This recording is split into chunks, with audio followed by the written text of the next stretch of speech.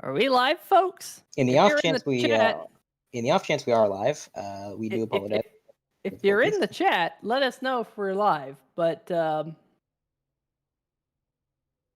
don't know. I'm just now getting notification that I think we're Yeah, there. We go. I think we're finally live here on 3 Wide TV. Welcome to Kansas Speedway here for tonight's Homenet Hosting Kansas 200, brought to you by HomenetHosting.us. It is round number 12 here of the Hacksaw PC's Premier Cup Series in the American Sim Racing Series. We continue our Midwest swings here in the 1.5 racetrack, Kansas Speedway. I'm Peter Short, and I got a different face alongside me this week here. Andre, going to be a fun race here tonight. 200 miles here in the HomenetHosting.us Kansas 200. absolutely. Kansas is proving to be one of the better mile and a halfs on this service. A lot of side-by-side action, a lot of tire management, fuel conservation, drafting, anything that you might see in stock car racing that adds to the strategy. This track has it tenfold. That is definitely the case. I know you and we're really excited to see the newly reworked Kansas Speedway here in the iRacing service. A lot of drivers used to dread coming to this particular racetrack because it was a highline fest. You basically had to rim ride the racetrack, and there was not a lot of room to make a pass here. However, iRacing has reworked it. There's a lot more grooves. I expect to see 2, 3, maybe even 4 wide racing here tonight as we move over into the Midwest Simulations Pole Shootout. We're starting to see a couple of drivers work their way out onto the racetrack here, including the number 39 machine, Pete Baskins. You see him right there on your screen. We'll have another one of the DMLC Racing Channel's machine out there here tonight. The number 51 DMLC Racing Channel himself, Mark Cohn, will be out there, of course, driving the Pink Panther machine, the Nazumi Studios Chevrolet. We watch Pete Baskins working his way coming out of turn number 4. And Andre, I think these drivers here in this Midwest Simulations Pole Shootout, they're going to be on the loud pedal quite a bit, almost flat out, I would think. Absolutely. It's going to take a good 5 or 6 laps before the tires have enough wear on them to really require you to lift, even if you're running the bottom.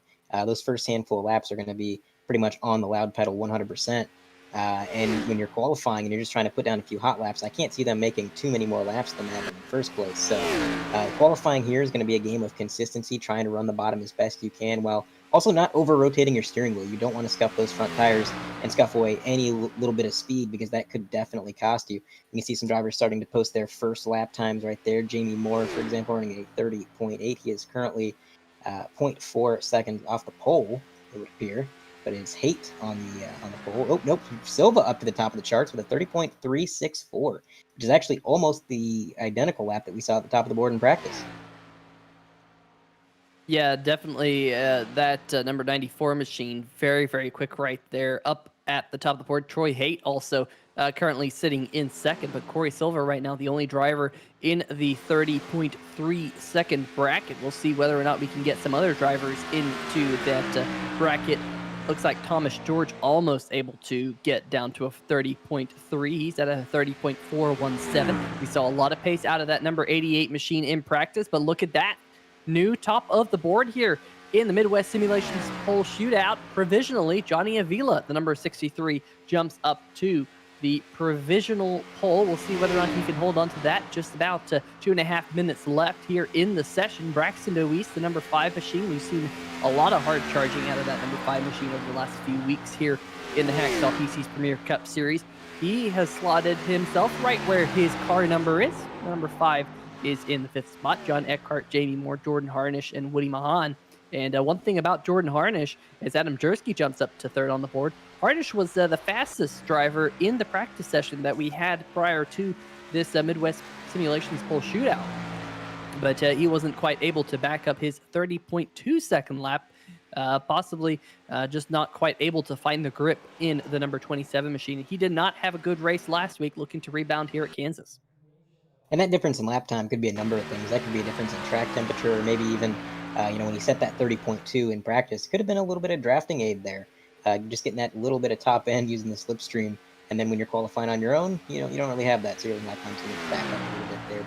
But still really impressive that these drivers are clocking off these 30.3s, 30.4s, even on their own. And I'm noticing, Peter, that a lot of these drivers are opting to run the bottom lane. So it really seems like that is where these cars are comfortable, at least early on. But I would expect later in the run, once the tires start to get a little bit worn, the cars feel a little bit tighter, I think that progressive banking up top is where you're going to see a lot of these drivers migrate, and the cars are going to feel a bit more comfortable there in the long run. But right now, for these hot laps that they're trying to turn, that bottom lane, that's their home. We have a new provisional pole sitter, Scott Eckrich, in the number 70 machine. Was lights out in the first half of the race at Iowa last week, but then had a pit road issue in the Amsoil machine. He has jumped, to the top of the board here, trying to pick up another Midwest Simulations Pole Award in his Amsoil Chevrolet. See Adam Jersky here turning some additional practice laps. Here is your current Hacksaw PC's Premier Cup Series points leader. That is the number 2 machine of Greg Evans. He's working his way through turn number 3 and 4 right now in the number 2 Chevrolet. Got Hacksaw PC's on the hood, I do believe, this week. A little bit of a different look. Thanks, Mom, on the side of that Chevrolet, blasting his way off into turn number 1 now. Evans 29th down there on the board right now, but seeing if he can pick it up here on his second lap. There's the number 18 machine, Doug Mullins. He's coming to the line. What can he do on his lap? Doesn't look like he's going to improve. He's going to have to start well back in the field. But what can Greg Evans do here coming out of turn number 4? Is he going to be able to knock the number 70 off the top spot? And no, checkered flag falls. And so we're going to have to see our points leader, Greg Evans, come from 29th in the field. I think that's a little bit of a mistake there. But Scott Eckrich picks up the Midwest Simulations Pole Award. That is heart-wrenching, though, to be able to see the start-finish line right in front of you and have that session be finalized. That's got to be rough, but an absolutely fantastic lap, like you said, by Scott Eckrich. A 30.2 on his own, no drafting ability at all, and he still was the only driver to crack the 30.3 barrier down to those 30.2. So phenomenal lap. Congratulations to Scott Eckrich. And now the drivers are ready to roll out and get ready to race. We got Jim Foose in the chat here tonight saying Greg Evans is honoring his mother who passed away a year ago in his number 2 machine. I do remember that did happen. Greg did miss a race last year when his mother passed away, and then came out, I think, the very next week, went to Victory Lane and honored his mother from Victory Lane.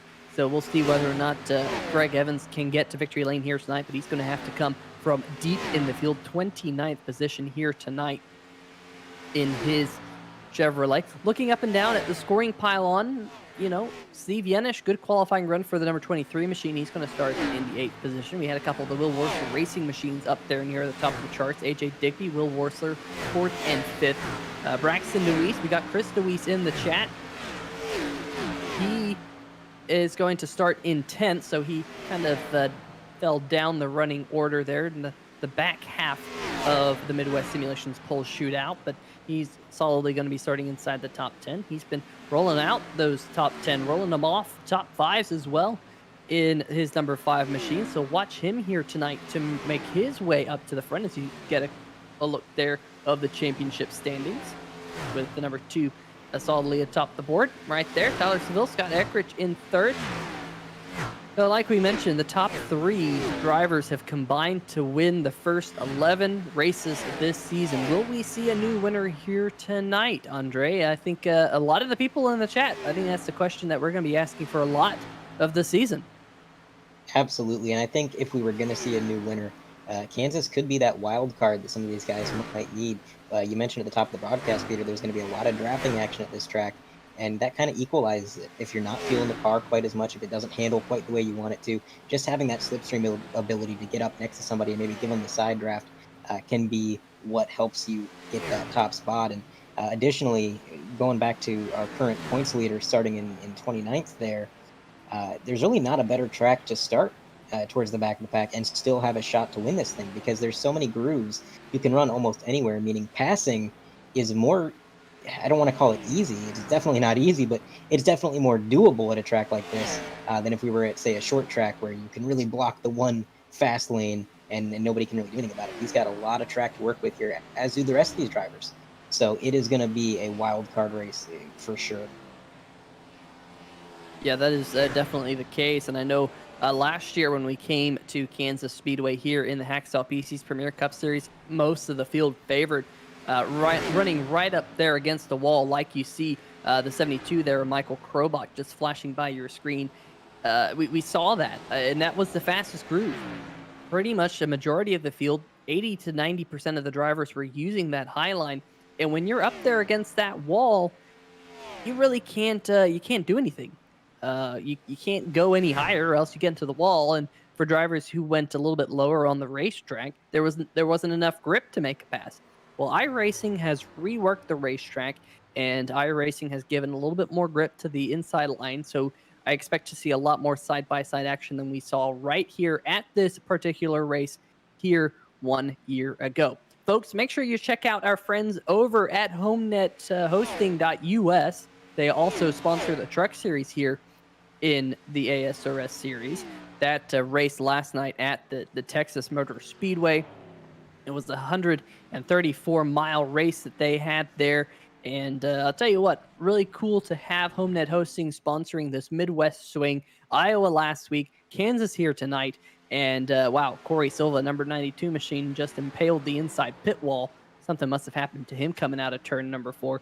But I will be posting a link in the chat here tonight. So hopefully you're engaged and actively participating in the chat. And you can go check out homnethosting.us. If you want to get a website hosted, make sure you check them out. Definitely a big sponsor of the American Sim Racing Series.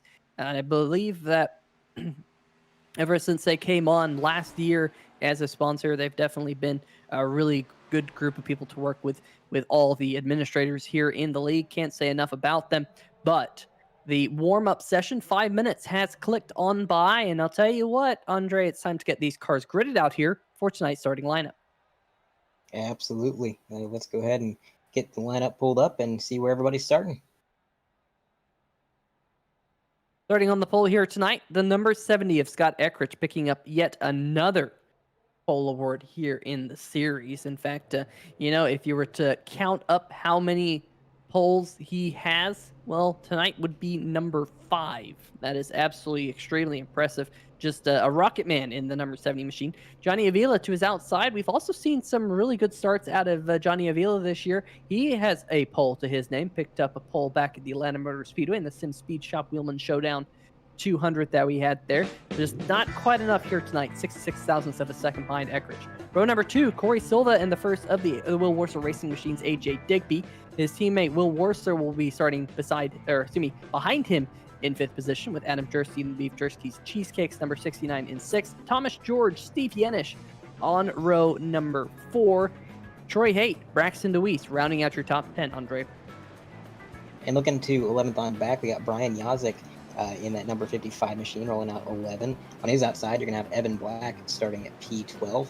Behind them, you got John Eckert and Jamie Moore, 13 and 14. Jordan Harnish, very fast in the practice session, not quite as fast in the qualifying, but again, a lot of passing opportunities, and he has a solid car. He's going to roll out 15th. Woody Mahan is going to be starting 16th. Behind them, you got Jackson Van and Mark Cohn. Behind them, 19th and 20th, you got Jonathan Holstein and Doug Mullins. 21st and 22nd is going to be Jeff Yenish, and it scrolled. Go ahead and take that over, Peter.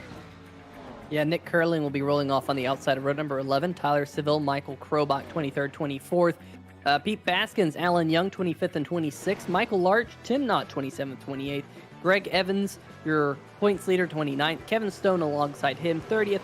And then rounding out your field, 31st, Grant Brown, Mark Myers, 32nd. Mitch Brown, Jason Stewart, 33rd, 34th. Todd Kirkwood, Richard Fletcher, round out your 36 car field. Pace car on pit road here for tonight's Homenet hosting Kansas 200. Big stack up in the back of the pack. But we are rolling here at the Kansas Speedway. There was definitely a big stack up back around John Eckhart and the 27 machine of Jordan Harnish, but I think those cars were able to get away without any damage. We have seen some issues here on restarts in the Hacksaw PC's Premier Cup Series this season, and already starting to go 3 wide towards the back of the pack, but it is the number 70, Scott Eckrich, who's able to pull away up at the front, and he has pulled the number 94 of Corey Silva behind him to get around Johnny Avila. It was a great move, and this side-by-side action all the way back through the pack. We're going to be seeing a lot of this throughout the entire race, but the battle for second now settled as it's going to be, I can find him there, I apologize, the 63, Johnny Avila, does secure that move, and Corey Silva, he's going to have to fall in line, try to use that draft, see if he can't catch up to the leaders. going to single file out a little bit behind him. AJ Digby in the 14. He's going to be P4. And you got to go all the way back to Will Worsler in 5th for side-by-side battle, but it looks like we got an accident. Yeah, we had an accident. Somehow we stayed green, but it was a couple of cars getting involved. Mark Myers in the 04. Heavy damage on his machine. Also, Todd Kirkwood got involved. Let's see if we can possibly dial up a 3-wide TV replay here of this here in just a moment, because those two cars appear like their nights are done here in the opening lap.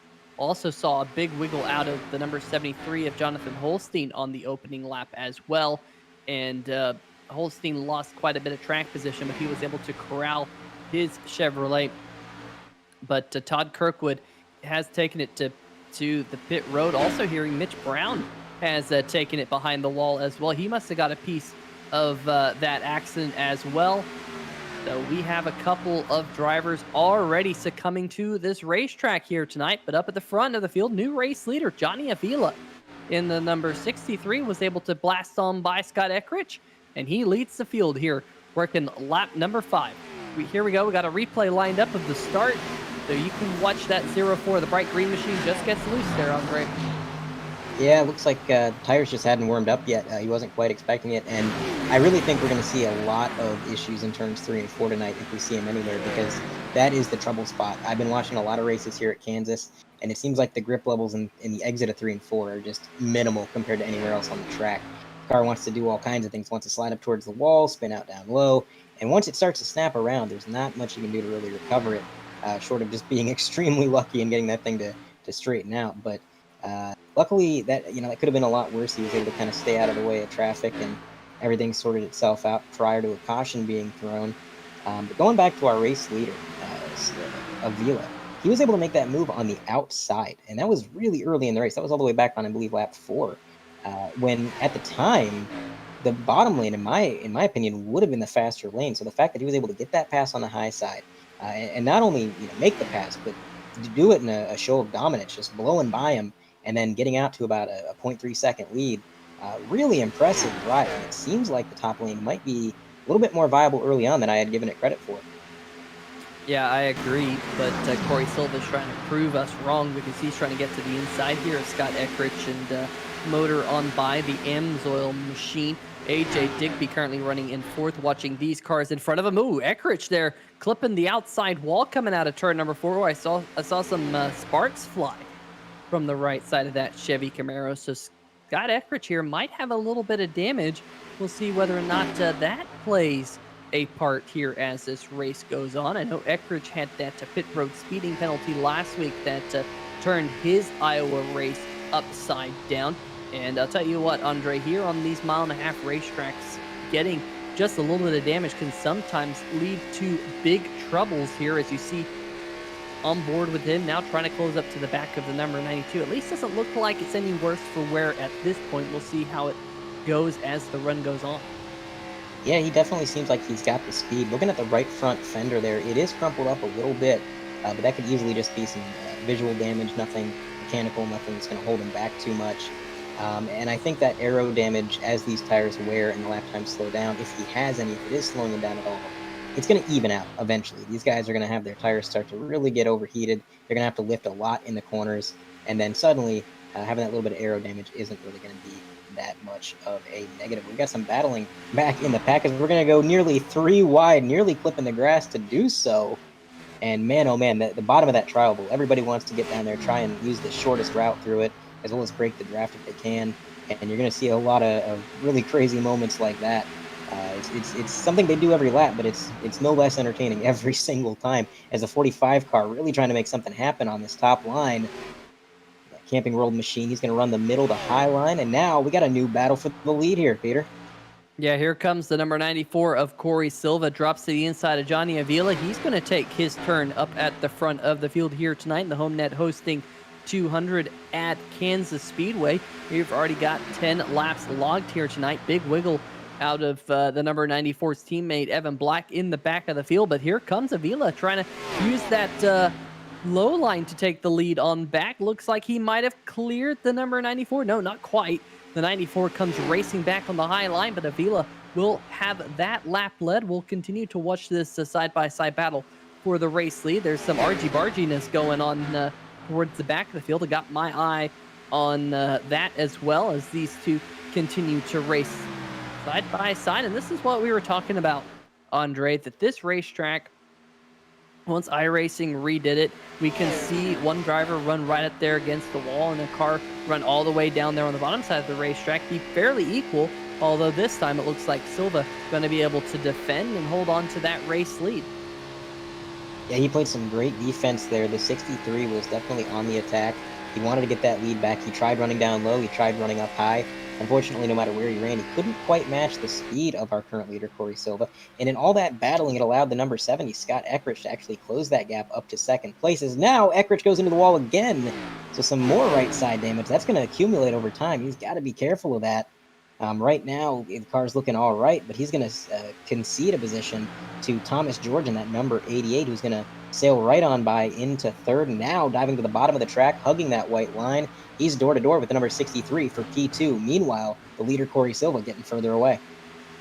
And let's talk just for a brief moment about Thomas George as he continues to fight for this second position. We've seen a lot of pace out of that number 88 machine. We haven't necessarily seen winning pace yet out of that Snap-on Chevrolet so far this season, as he able to make that pass stick on the 63, maybe a little bit of a wiggle out of turn number 4 to boot for Thomas George.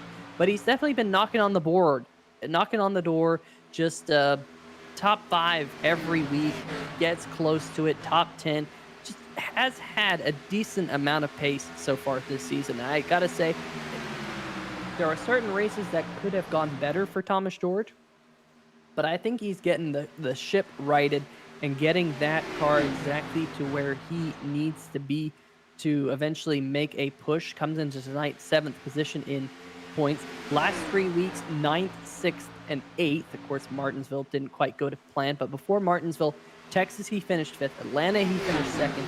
I mean, so if you look back over the last 6 races, only one of those races finished outside the top 10. That was at Martinsville. That race was kind of a crapshoot. A lot of gambling going on in that race. As here's the 41 machine, Tim Knott, the Gunskins Toyota, possibly a little bit off the pace. Just got passed by someone. Couldn't quite see who that was. But the number 41 machine currently running down there in 28th right now.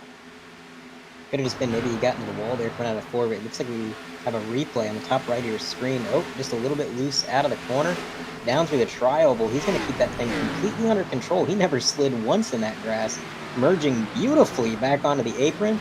Nobody in the way. Everybody's able to steer clear. That was a masterful recovery. You could not have played that any better. So that that was just absolutely amazing. As now we got a battle for, I believe that's going to be P3, as the 63 has fallen back a little ways. And while Eckrich has been trying to reclaim that 3rd spot, everybody behind him has been catching up. They're making themselves a part of the show. We got the 23 car back there, piloted, of course, by Steve Yenish. He's trying to get up there into 3rd, currently running P5 in that number 23 machine. He's going to get to the outside using the draft from Eckrich, now running that high to mid line. All 3 of these cars running a different line. I'm telling you, that's what makes this track so fantastic. As the 63 slides up, Yenish has to lift. He had to hit the brakes a little bit there. I don't think he was preparing for that slide. Now, thing is, Johnny Avila, I don't think he was preparing to slide up in front of him. I think that was just the car getting a little tight out of that corner, and you're going to see more and more of that. We're on lap 19. Tires are starting to wear. And this car is going to start being pretty ill handling before the end of this run. And as you were commentating that, there was a identical situation with the number 2 machine of Greg Evans. He's slicing his way up through the field. He's worked his way up to 16th from 29th. He just got around the 00 of Grant Brown with a big slide. It looked like it was one of those push loose situations, sliding up the racetrack in front of the 00 machine. And so this racetrack right now looks like it's getting a little bit treacherous for some of these drivers. I saw Jamie Moore had a moment in turn number 3 and 4 a lap or 2 ago, and he was able to corral it. I think he also clipped the apron, which didn't make his matters any better. But I'm seeing a lot of race cars right now sliding around the racetrack, and I'm also seeing that this is a racetrack, I'm seeing a lot of comers and goers right now. The number 29 machine of Will Worcester is on the bad end of that stick. He qualified in the 5th position, now being scored in 26th. There's the 04 of Mark Myers looking his way back out to the racetrack. He's only got 2 laps completed here tonight in 04 machine, so he got some damage repairs. Oh, the 00 Grant Brown. What a save out of the 00 machine. He's still not out of the woods yet, though. Almost 3 wide going into turn number 3. And that 00 still looks a little bit skaty. Finally able to get back up the racetrack behind John Eckhart. I have no idea how he was able to pull off that save, but that was beautiful. That car was nearly at a 90-degree angle towards the infield. We're going to take a look at the replay. You can see he gets into the wall, slides it all the way down, and that car just, those tires grip, the spoiler catches the wind, straightens the car out, and boom, there he goes. And like you said there, Peter, even after he recovered, going into turn 3, it was still a scary situation because he entered 3 wide, had to pinch that car to the bottom, which entering that low, especially with the heat in his tires that he probably had from that slide, that's a scary situation. Luckily, everybody keeping everything under control, keeping everything smooth and clear, so he's going to be able to get back on track. Looks like his car is still up to pace. Although I can tell you he's probably waiting for this first pit sequence so he can get some tires on there that maybe aren't flat-spotted like his current ones. Yeah, that is definitely the case. Meanwhile, side-by-side battle for the 4th position. Scott Eckrich and Steve Yenish side-by-side with one another as they go across the start-finish line. That number 23 just not backing down on the inside groove. And one thing I was really thinking about, Andre, and what I've seen in several of the official races so far this week, is if you can make that inside line work, you have a big advantage on the field. And who's running the low line right now? Corey Silva, your race leader. Johnny Avila's running the low line in both ends of the racetrack. I think Thomas George is running the high line in 3 and 4. The 23 machine, Steve Yenish is running the low line.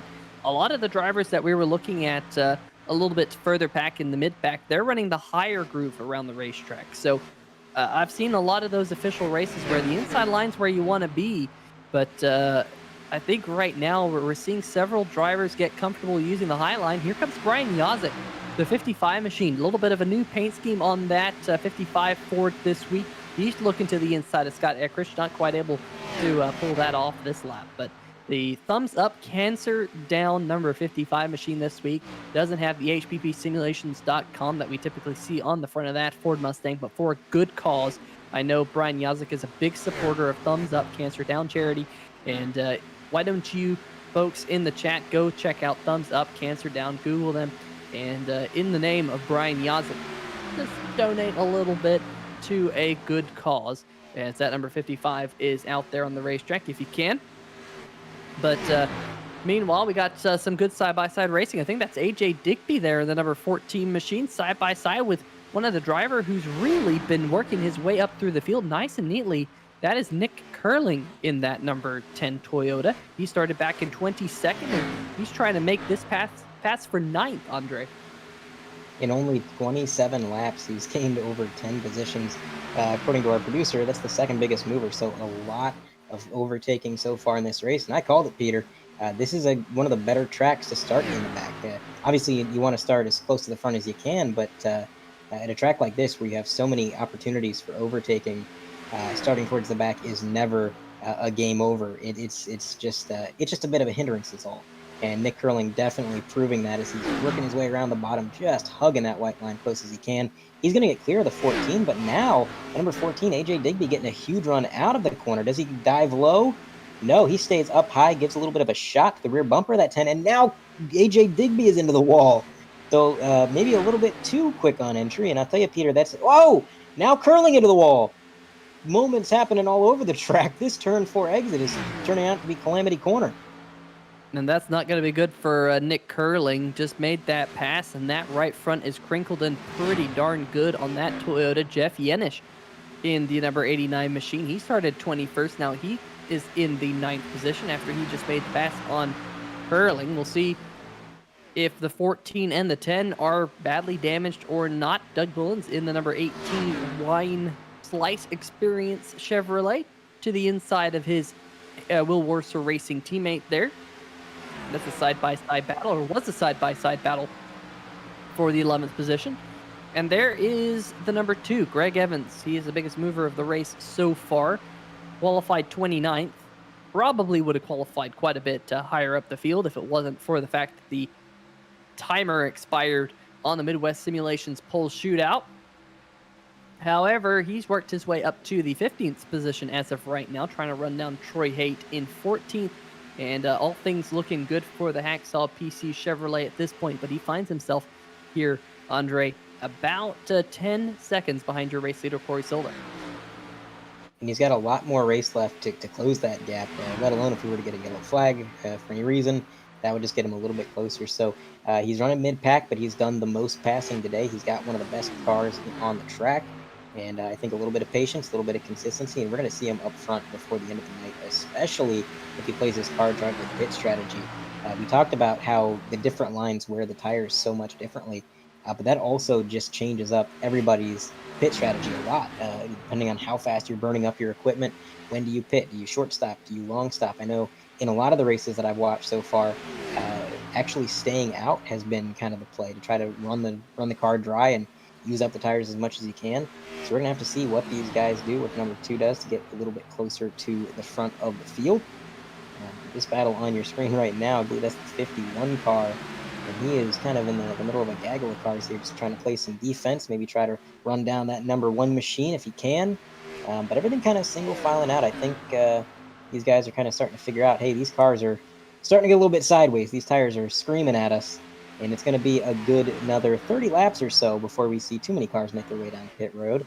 So they're going to have to really baby these cars for a while, because let me tell you, the tire fall off here is quick, and it is severe.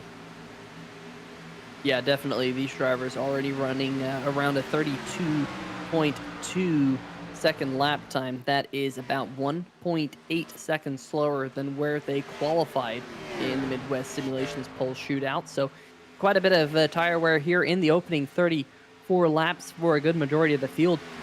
Thomas George, the number 88 machine, was able to get around Johnny Avila. And we actually have a 3-car battle now for the second spot. There is that battle right now as you see the number 23 Steve Yenish look to the inside of Avila. They're coming out of turn number 4, but they get back single file as they head off into turn number 1. Great run so far by Steve Yenish. Qualified down in 8th. He's made some moves to get up to where he is. Same thing with Thomas George as Avila gets a strong run there through the center of 1 and 2. Draws level with that snap-on Chevrolet, and is Thomas George going to let him on by here? Looks like Avila's got him cleared. Will he slide up the racetrack in front of him? Yes, he does. So move the 88 back to 3rd, and he might slide back to 4th here. Indeed, he does. It's Yenish now to 3rd. It was a fantastic move, and I got to tell you, Peter, I'm not entirely surprised to see the 88 slow down a little bit quicker than these other guys. He's been running the high line the entire race. You pointed out earlier that he was actually one of the only drivers in the top 3 to be running that high line.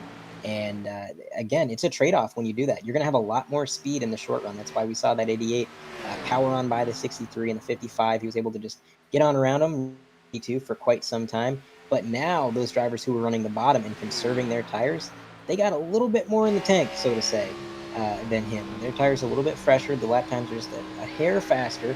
And it ain't much, but it's enough over time. So the 88, he made some great moves, and definitely it still paid off. Even though he's dropping back now, the amount of track position he gained early in the race to be up here in this top 5 can't be overstated. So it was still a good move. He's right behind the 55. He's going to try to maybe migrate down to the low line, emulate them, see what they're doing, try to copy it best he can.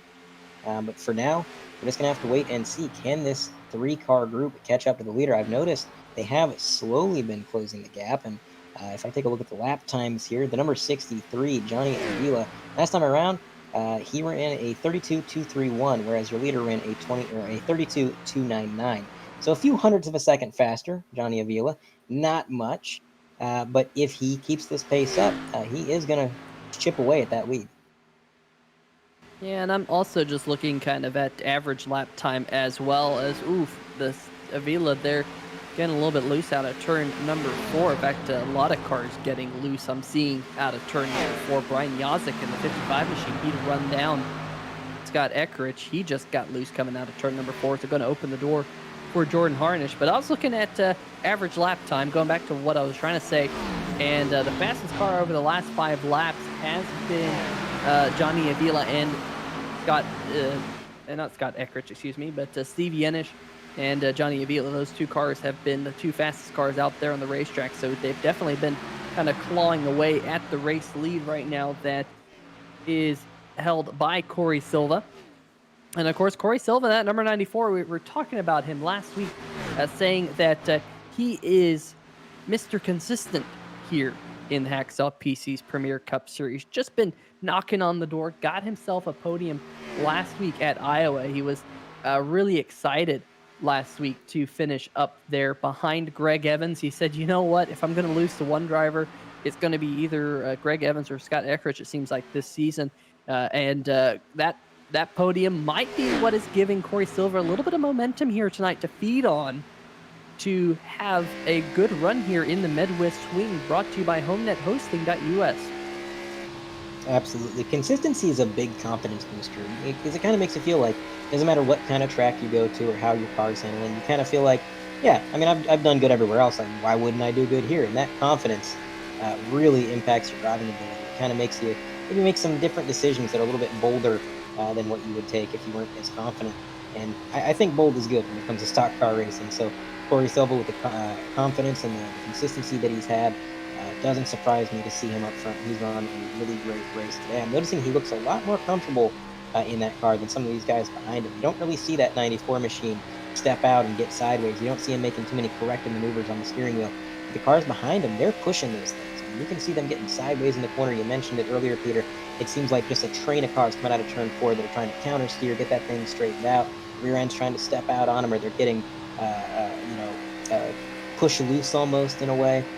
But no, Corey Silva, he's just having a smooth ride up here. But that smooth ride, I think it's going to get a little bit turbulent here, Peter, because second and third, you mentioned how well they were working together. Well, they have just about reached the leader, almost as if they figured out a way to tandem draft at a 1.5.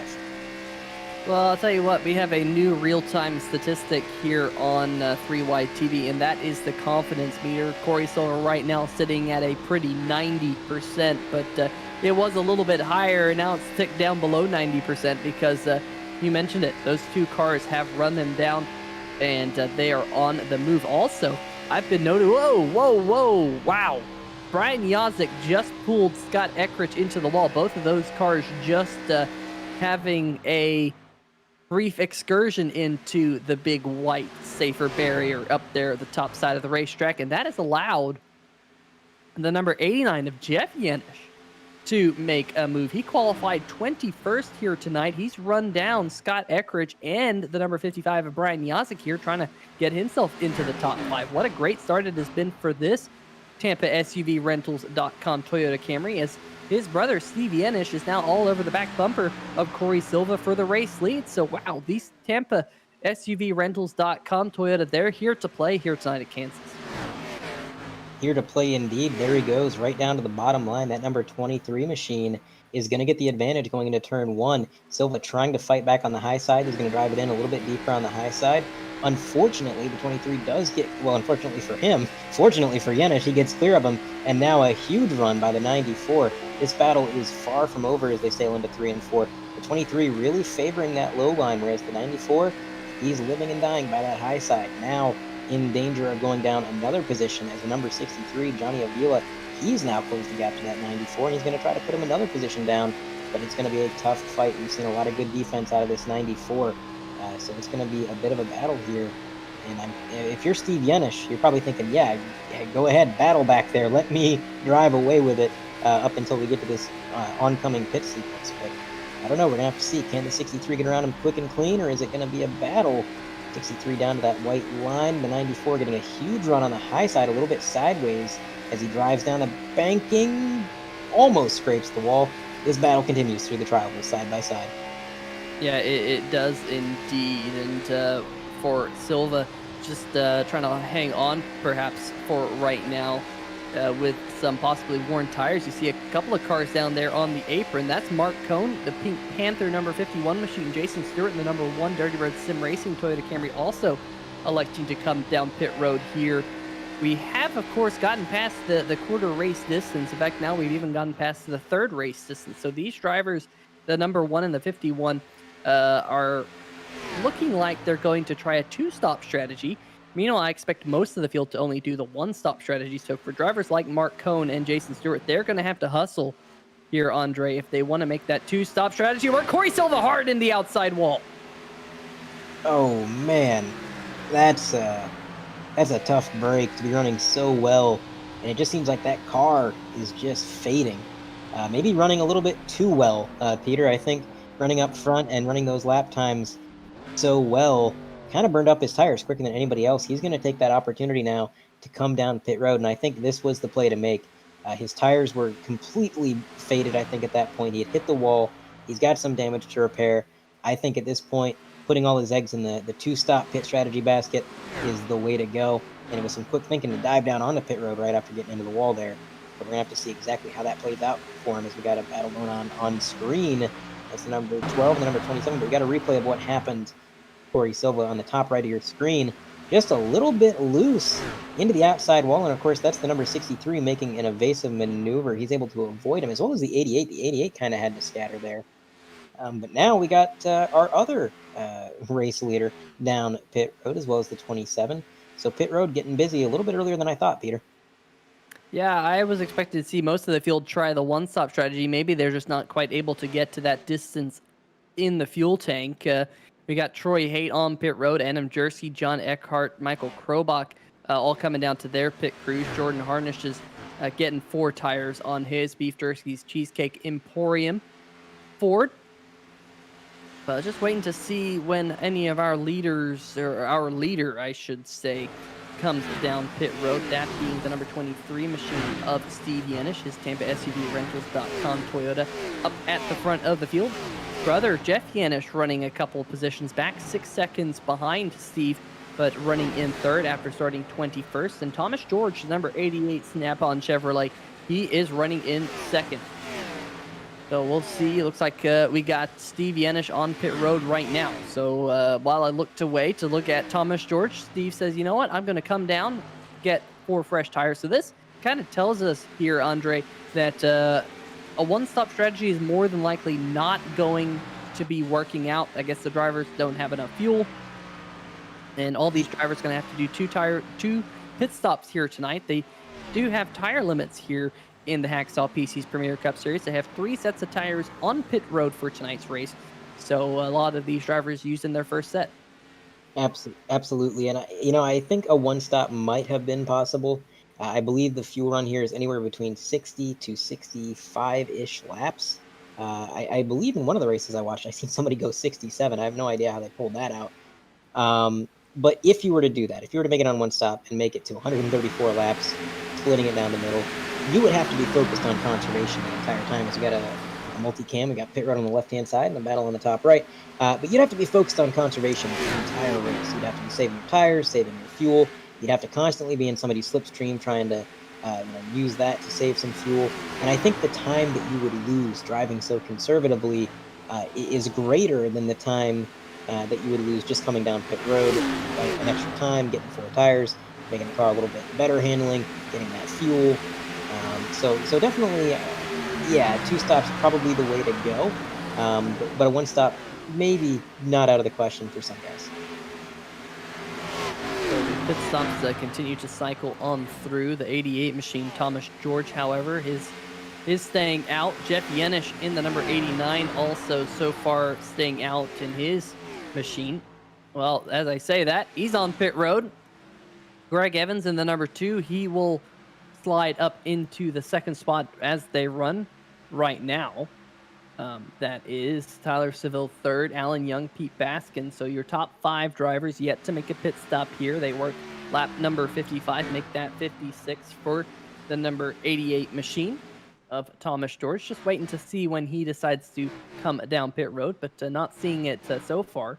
The first car out there on the racetrack who has come down pit road is Steve Yanish and the number 23 machine. He has about a 0.2 of a second gap above Johnny Avila.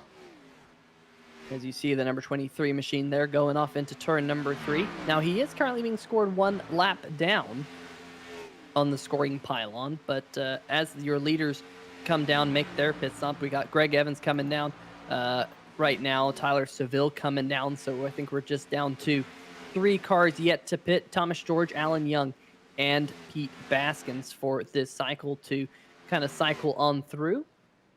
But I just don't think, based on what we're seeing, that Thomas George can go up another 10 laps to make it to the halfway mark. It would definitely be a bit of a stretch, like I said. You never know, though, depending on how much conservation he's been playing. That could be why we saw him fall so far off the pace earlier, Peter. We saw the 63 and the 55 really work their way around him like he was standing still, and maybe he was looking at his fuel mileage thinking, you know what, I think I can make it on one stop if I just start saving now.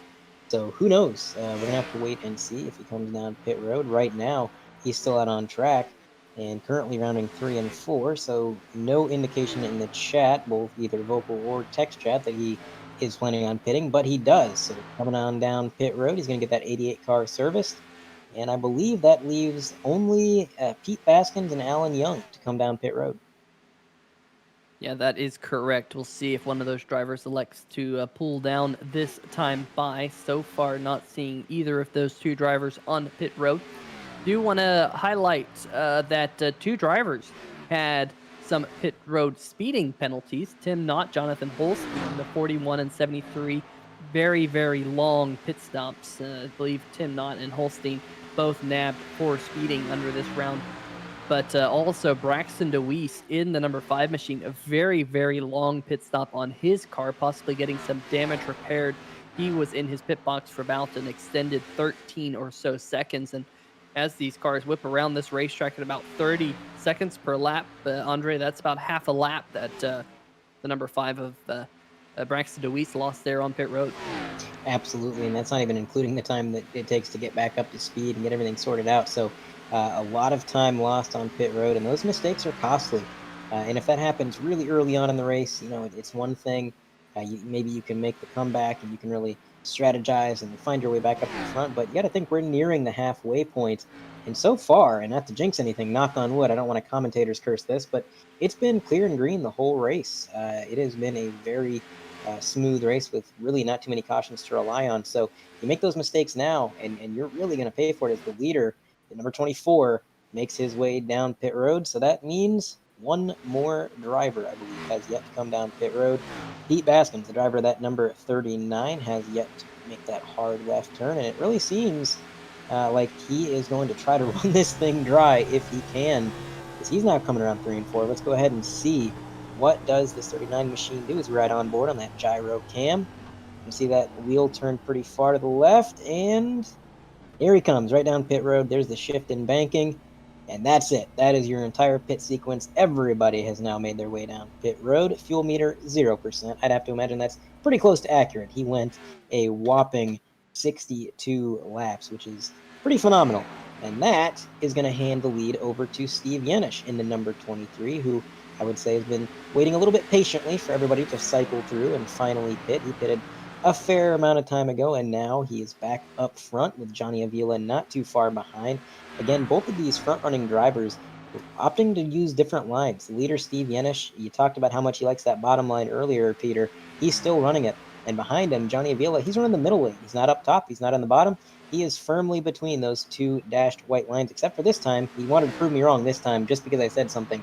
He went all the way down to the bottom, and now emulating the line of the leader, with Alan Young coming out of the pits a lap down in 25th. So he's actually the first car lap down, as you can see him battling with the 63. So he is currently in the lucky dog position, where we to get a yellow flag. And yeah, everything just kind of starting to normalize out front there, Peter. Yeah, I'm kind of looking at some lap times of some of these drivers out here just to kind of see how the fall off was under that last run. And for Steve Yenish, who in that number 23 machine has been very, very quick. Lap number 20, he ran a 32.224. The lap before he pitted, he ran a 32.177. So what I'm seeing here is you got about 20 laps on your tires. In those first 20 laps, that's where you're gonna get the hot laps. That's when you're gonna be faster than people. But Andre, as soon as you get to that point, that lap 20 mark, your tires start to plateau. You tend to not lose any additional time. So that kind of means that for some of these drivers who maybe stayed out a little bit later, they now have 20 laps to really try and make up as much time as they can make. Otherwise, they're going to be in a situation where they won't be able to make up, they will actually lose ground on all those other cars. When you have such a plateau on tires like we see here tonight as we go across the halfway mark in the Homenet hosting Kansas 200 here this time by, a plateau really means that you have a little bit of flexibility in your pit strategy. I like what Pete Baskins did. I liked him staying out because he wasn't losing a whole lot of time because the tires had plateaued. It wasn't like it was just exponentially getting worse. It would have plateaued, it had gotten level. Why not stay out till the very last moment? Why not stay out and possibly get that caution? I don't think there was anything to lose.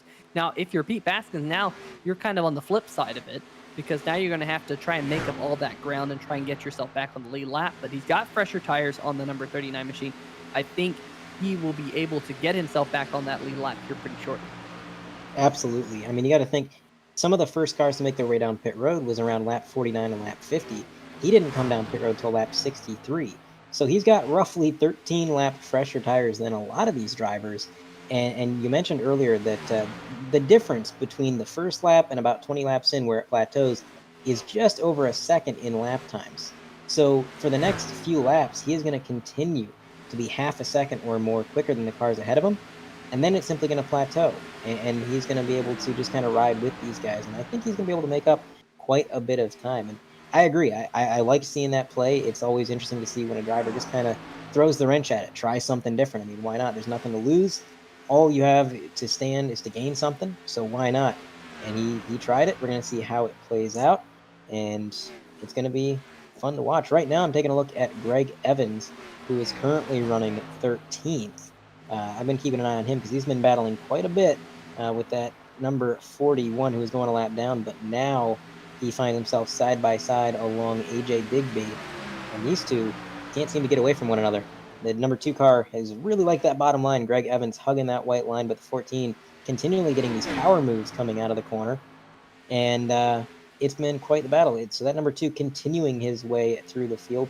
Currently at a 17-second deficit, though, Peter. That is a little bit more than he was prior to the pit sequence. So Greg Evans has a phenomenal car, but with this plateau that you mentioned, I think it's just difficult for him to really close this gap prior to the pit sequences. Yeah, and just so everyone in the chat is aware, Steve Yenish right now has 19 laps on his tires. He has 2 lap fresher tires than Johnny Avila, who pitted 2 laps before him. That's how that math works out. And you can see that down there in the bottom right-hand corner of the screen now. Thomas George there, 4th place. The 88 machine just made the pass for that 5th position. We were just mentioning, got around Corey Silva just a lap or 2 ago. He's got much fresher tires. He's still in that green box. He's still in that time where he can make up time on the cars in front of him. Meanwhile, Yenish, Avila, or I should say Steve Yenish and Avila, just at that point where those tires are starting to plateau, they're going to start to run fairly consistent lap times. And at this point, you just don't want to hit the outside wall. You don't want to get loose. You don't want to make a mistake, but you really don't want to hit that outside wall. You don't want to damage the fender and lose some downforce on the front of the nose. But, Thomas George still has some laps to try and make up ground on your race leaders. And like I said, I like his strategy, Andre, because he's in that window where we know if he can almost make it to the end of the race, and if he can get a caution flag in those last, 15 laps or so, in that realm where the other cars, like the 23, have already come down pit road, it could be a huge advantage for the number 88 machine. It absolutely could. I would not rely on a caution necessarily. Again, the race has been pretty clean, but if you were to get one, it would be massively beneficial. And that 88, it's looking pretty clean. A lot of these drivers up front, like you mentioned, they're getting a little bit pushed loose and sliding up the track, scraping the wall. I think even Steve Yenish, looking at his car, he's got a little bit of right side damage. That 88, it is clean and clear, and keeping that car clean is going to help a lot in the long run as he continues to try to run down the leaders. Currently a 6.1 second deficit, but he's still lapping a couple tenths faster than the cars ahead. So, like you said, he's in that window where his tires are just fresh enough that he can make up some time prior to the plateau. and he is currently trying to run down Jeff Yanish there in P3 in that 89 machine. Currently lapping a little bit quicker, about 2/10 faster than the car ahead of him there, Jeff Yanish. And I think if he continues this charge, he's going to be right back up there in the top 3. And like you said, he gets a yellow flag as he's now going to make a move down to the bottom of the 89. It's a huge run out of the corner, and he is going to get clear before they're even halfway through 3 and 4. Completely comfortable overtake, no pressure, no need for a slide job, just a perfect overtake. Now through the trial, that's going to put him right back into the podium position. Yeah, so Thomas George looking for his second podium of the season. We mentioned earlier in the race that he's been knocking on the door of getting those podiums over the last couple of weeks. So he had one finish outside of the top 10 in the last 6 events here in the Hacksaw PC's Premier Cup Series, showing some muscle with that move on Jeff Yanish down the backstretch, and still continuing to close in on the cars in front of him. And looking over the last 5 laps, Thomas George and Pete Baskins, they both pitted on the same lap, just about. The 2 fastest cars out there on the racetrack. So that kind of leads us to believe that those 2 cars still in that kind of cycle where the tires haven't exactly plateaued yet. Meanwhile, back behind them, Greg Evans, Tyler Seville, Troy Haight, Steve Yanish, Johnny Avila, those drivers all running very, very, very similar lap time. So I think they've kind of hit that plateau that you see here at the Kansas Speedway, but still a long way to go here. 56 laps to go. And so far, a fantastic race. I'm sure right now, Sam Maxwell is probably shaking in his boots, probably looking at his wallet, because if these drivers can make it caution-free, well, we get a little bit of a payday here in the Hacksaw PC's Premier Cup Series. Yes, there is a caution-free bounty that goes up. Of course, not us here in the 3-wide TV booth. We would love to see a caution-free race if we got the money, but we don't get a dime of it. But the drivers out there can possibly make some extra cash with the caution-free bounty if the race goes caution-free. And we now have 55 more circles around the Kansas Speedway, and we'll see whether or not that plays out or not here. But so far, things looking pretty clean and green, and a great race to boot. Absolutely. So far, so good. And I'm thinking about how interesting this last pit sequence is going to be, because it's going to be so close to the end. If you pit it on lap 50, that's going to put you coming in again somewhere around lap 100 with 34 to go, which is really a lot less laps than what we've seen stint-wise so far. And if you're one of the drivers who put it on lap 62, 61, you're not coming into the pits again until lap 120 or so. And that's going to be really close to the end. So I got to wonder, Peter, does that maybe open up the door for some of these guys to take 2 tires at the end instead of 4? Ew, that's a tough question. I don't think so, and the reason I don't think so is usually 2 tires here in iRacing really makes your car slippery. And oh no, the Pink Panther 51 machine, Mark Cohn in the wall. I think John Eckhart in a 45 also involved in that. We stay green, but those 2 race cars are pretty darn torn up there in turn number 1 and 2. And I'm not sure we're going to stay green. The 51 is still off pace. I'm watching him. Oh, and he cuts down right in front of some traffic. Everybody avoids him. He's now on the apron, so I think we're good. We're going to stay green. He's no longer on the racing surface, but that car is heavily damaged. He's rocking at about 80 miles an hour down through the infield. That was an incredibly close call with him cutting in front of that traffic. We're going to try to identify a replay if we can. Oh, sorry. In the meantime, we are going to focus in on the number 2 car as he continues his hunt through the field, making yet another move down low. And I'll tell you what, he is really liking that bottom line, Greg Evans. He's made some phenomenal passes, and he's just trying to chip away at the deficit that he has from starting so far back in the pack. Yeah, and that's a real tough break for the number 51 machine of Mark Cohn. He was riding high after winning last week in the Lotus 79 at the Pocono Raceway. Here trying to get back into the swing of things in the American Sim Racing Series in his Chevy stock car, but it's quite a bit different than the Lotus 79. I'm sure Mark Cohn will be the first one to tell you that, but tough break for him. Quite a bit of damage on the Pink Panther machine. Back in the fold here tonight after being away for a couple of weeks. And I think we will see him next week here in the series as well. But I'll tell you what, Andre, really cool thing we saw here tonight as we get a quick replay here lined up for you folks. I think, yeah, here we go.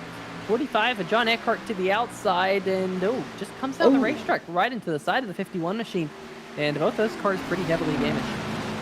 and with a lot of traffic right behind him, it's incredible that nobody got into him. And the 51, he was kind of stuck to this wall. He was trying to stay out of everybody's way. He did all the right things there. And then you're going to see him come down to the apron here. He's obviously very clearly off pace. And, oh, man, that's a scary moment. Not sure I would have made that call, but it all worked out in the end. And that's what matters, as long as you get there in the end. So just an update as well. Braxton DeWeese has taken it behind the wall. He is manually disconnected, so a little bit too much damage to that machine. Or actually, no, I don't think he had much damage. I'm not entirely sure why Braxton disconnected, but he has taken it behind the wall for whatever reason. As we focus in on that number 88, who I'm sure by now that 88's tire's got to be getting a little bit worn. We're at the point I think he's probably past that plateau, and currently he's sitting, if I can find him, he's sitting in P3, 7 seconds back, which actually he was all the way up to as close as 5 seconds when I checked in earlier, so he actually is dropping back. Meanwhile, second place, Johnny Avila, is actually closing the gap to the leader. He was 3 seconds back at one point, now only 1.9 from the leader. So that is going to be a brewing battle, I would think, because he's got plenty of time before this next pit sequence, if he keeps up at this pace, to actually get up to Yenish and maybe have a little bit of a battle. And we saw that before the first pit sequence. We saw cars get up to one another right before everybody wanted to start pitting, and there was just these battles going on, and it kind of made that pretty interesting. But yeah, it seems like a repeat of the first stint. I'll tell you what, I will really want to highlight the driver who just worked his way up into the top 5. The number 12 of Jackson Van Valkenburg. What a great race this has been for the University of Utah Health Machine. Gets a little bit of a wiggle out of turn number 2 going down the backstretch. He just passed the 4-time winner this season. That is the number 70 of Scott Eckrich right there. And Van Valkenburg, like I said, hasn't really had a great start to the season. He sits 22nd in points entering in tonight. Only has one top 5, 2 top 10s to his name. That top 5 coming back at Auto Club in the 3rd race of the season. And then he got his second top 10 at Texas, another 1.5-mile racetrack, as the number 18 Doug Mullins, the Wine Chevrolet, coming down pit road to his pit box, going to make his final pit stop of the night, presumably, unless we get a caution flag at some point here. There's Johnny Avila running in the 2nd position. Like you said, might just be gaining a little bit of ground on Steve Yenish, although it seems like that doesn't seem to be the case anymore, as Yenish was just able to scoot out just a little bit up at the front. Jeff Yenish is actually clawing his way closer to the back bumper of Thomas George. The number 89 machine currently about 0.8 of a second behind the number 88. So the 88 and the 89 running lockstep with one another out there on the racetrack. There is Thomas George, and behind him there is Jeff Yenish. So this could be quite the night for the Yenish brothers here at Kansas. It absolutely could, and I've noticed that 88 really does seem to be struggling with the long runs. He struggled with long run before this first pit stop. He's struggling with it now. And I think that's going to play right into Yenish's advantage. He's going to be able to close the gap, try to get up to him, maybe make it pass. And who knows? We might see 2 siblings on the podium. That would be pretty cool to see. I'm not sure. I've only commentated a few races for you guys, so I'm not sure if that's happened before, but that would be quite something to see, I think. Yeah, I'm going back. I know we've commentated races with brothers before, but I don't think we've ever seen both of them on the podium before here in the history of 3-Wide TV. Maybe a first here tonight, but we still got quite a long way to go. 42 laps to be exact. There's the number 2 machine, Greg Evans. He picked up his 5th win of the season last week at the Iowa Speedway in the Homenet hosting Iowa 200.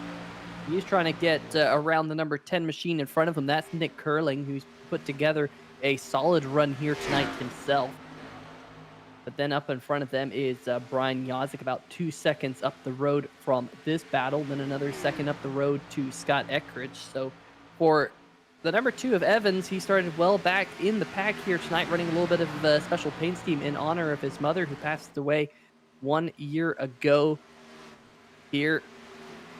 I tell you what, he came out that week and the next week and won the race here on 3 Wide TV. And got to say, Greg racing with a little bit of a heavy heart, I'm sure, here 1 year on, but definitely putting on a good show for the fans, as always, here on the channel. You see Thomas George continuing to slide back into the clutches of Jeff Yenish as the laps continue to click on by. Just looking up and down, the scoring pile on Jordan Harnish in the number 27 machine. He was up there a little while ago, up inside the top 10. He's fallen back to the 11th spot out there, as we got Johnny Avila, the 63 machine, first of our leaders to come down, make what could be his final pit stop. Definitely an interesting call. He pitted a little bit earlier than I would have expected. I was actually going to say I expected to see the number 88 come down pit road. With as much as he's been struggling with the long runs, it seems like pitting now would kind of minimize the damage that he suffers from his lap time starting to fade throughout the run. Because when he comes out of pit road, he'd only have a little bit over 30 laps remaining. So that would really, I think, help him out. But he is continuing to stay out on the track. And the car that I thought would run it dry, the number 63, he came down pit road. And now here comes Yenish in that number 23 car. He's made that hard left turn. And I think, honestly, Peter, the 63 pitting when he did forced everybody's hand. They know that those first 20 laps that you have on those tires, they are fast, they are crucial, and there's not much race left if you lose a lot of time. If somebody gets the one up on you right now in pit strategy, you're not going to have time to make up for that and claw your way back up. So as soon as the leader saw that 63 come down pit road, they knew, all right, I got to come down and at least match him on pit strategy so that we don't lose anything too severe. In the meantime, that means that the number 88 has inherited the lead. So Thomas George currently leading the way with Jeff Yenish still right behind him, about 0.3 of a second back. So in all of this chaos with pit road and everything going on, Jeff Yenish has continued to close this gap. And I think depending on how long these guys stay out, depending on if they stay out, it's not going to be long before he's in striking distance. My question is, does he bother trying to make the pass? I mean, they are going to be coming down pit road sooner rather than later. So maybe just ride with him, try to come into the pits with him, and do your battling at the end of the race and be there at the line. That's very possible. But look at this. What's happening out there on the racetrack? Johnny Avila, the 63 machine. They're going to go 3 wide, winning behind in the 84 around the outside. Avila trying to get past the number 23. We saw him come down pit road 1 lap before, and that's going to be enough. Avila gets around the number 23 machine. Of course, this isn't for the race lead right now, but this would be for the race lead if everything was to cycle on through. And that is the difference. Oh, go ahead. Go ahead. I was going to say that's the difference 1 lap to make. It is insane. Just that little bit of a gap. You get down pit road 1 lap sooner, you make up that time, and there you go. You got the race lead, you got the clean air. Well, it's not really clean air for him now because he's in a lot of lap traffic, but ideally you'd be out in clean air, and sometimes that 1 lap is what makes or breaks a race. One thing I was looking at lap times again, just trying to analyze what's happening out there on the racetrack. Here in iRacing, there is a dynamic racetrack. Rubber does build up on the race surface, and that does change the wear characteristics of the tires, as Greg Evans in the Hacksaw PC's machine gets right in front of the 23. Oh, that wasn't the 23. I apologize. Who was that? That was the number 10 of Nick Curling. Wild ride there for those 2 drivers, able to kind of tame the bucking Bronco and keep it going straight. Wow, that was a big hairy moment for both of those drivers, but we stay green flag. But going back to my point there, as this racetrack has rubbered up, I'm actually seeing something that I wasn't expecting to see, Andre. Under that last run, as we get a little bit of a replay here queued up of the incident there involving the number 2 machine of Evans, you see Evans just gets up into the wall there, comes down right in front of the 10, and great save there. Wow, the number 2 was completely slideways. But maybe I can finally finish this point.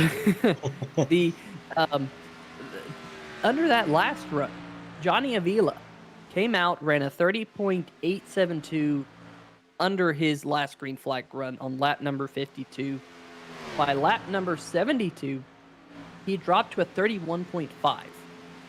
Well, unlike the first run where he plateaued, Avila continued to slowly lose a little bit more time, and by the end of the run, he was running 31.88. Granted, in the final, you know, 22 laps, he only lost another 2/10 compared to the first 20 laps of the run where he lost 7/10. He continued to slowly but surely lose a little bit of time, and maybe Johnny saw that and felt that in the car that he was continuing to lose a little bit of grip.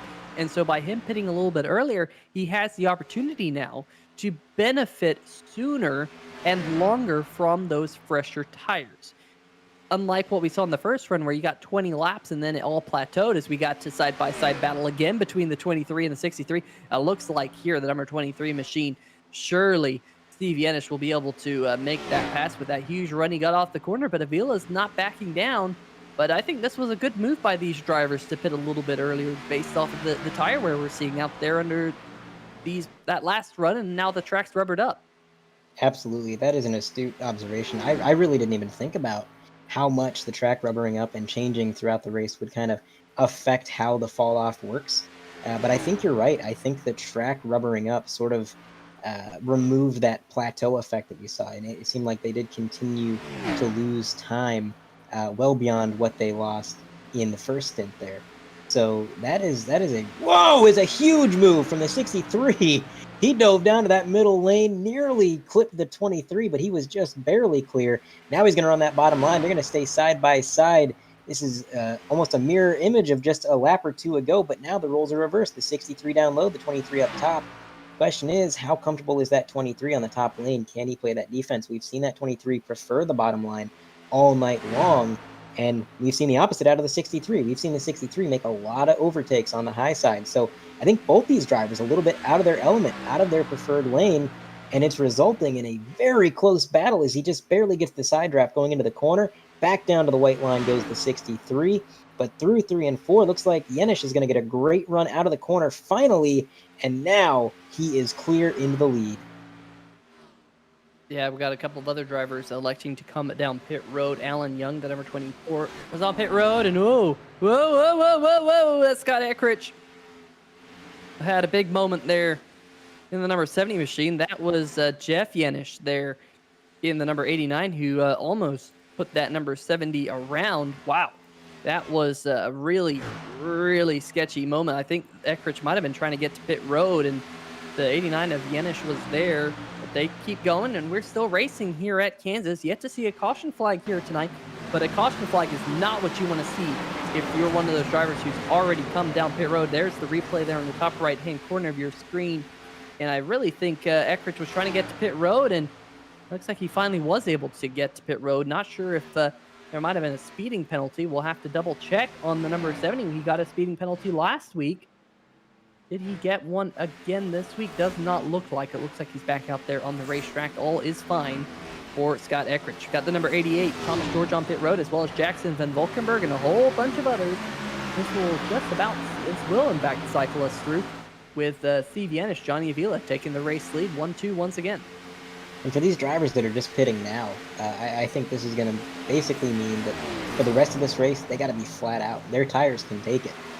They're going to be about 25 inning when they cross the line, and I think that's just short enough of a run that you're not going to be worrying about conservation. You're not going to worry about keeping the tires cool.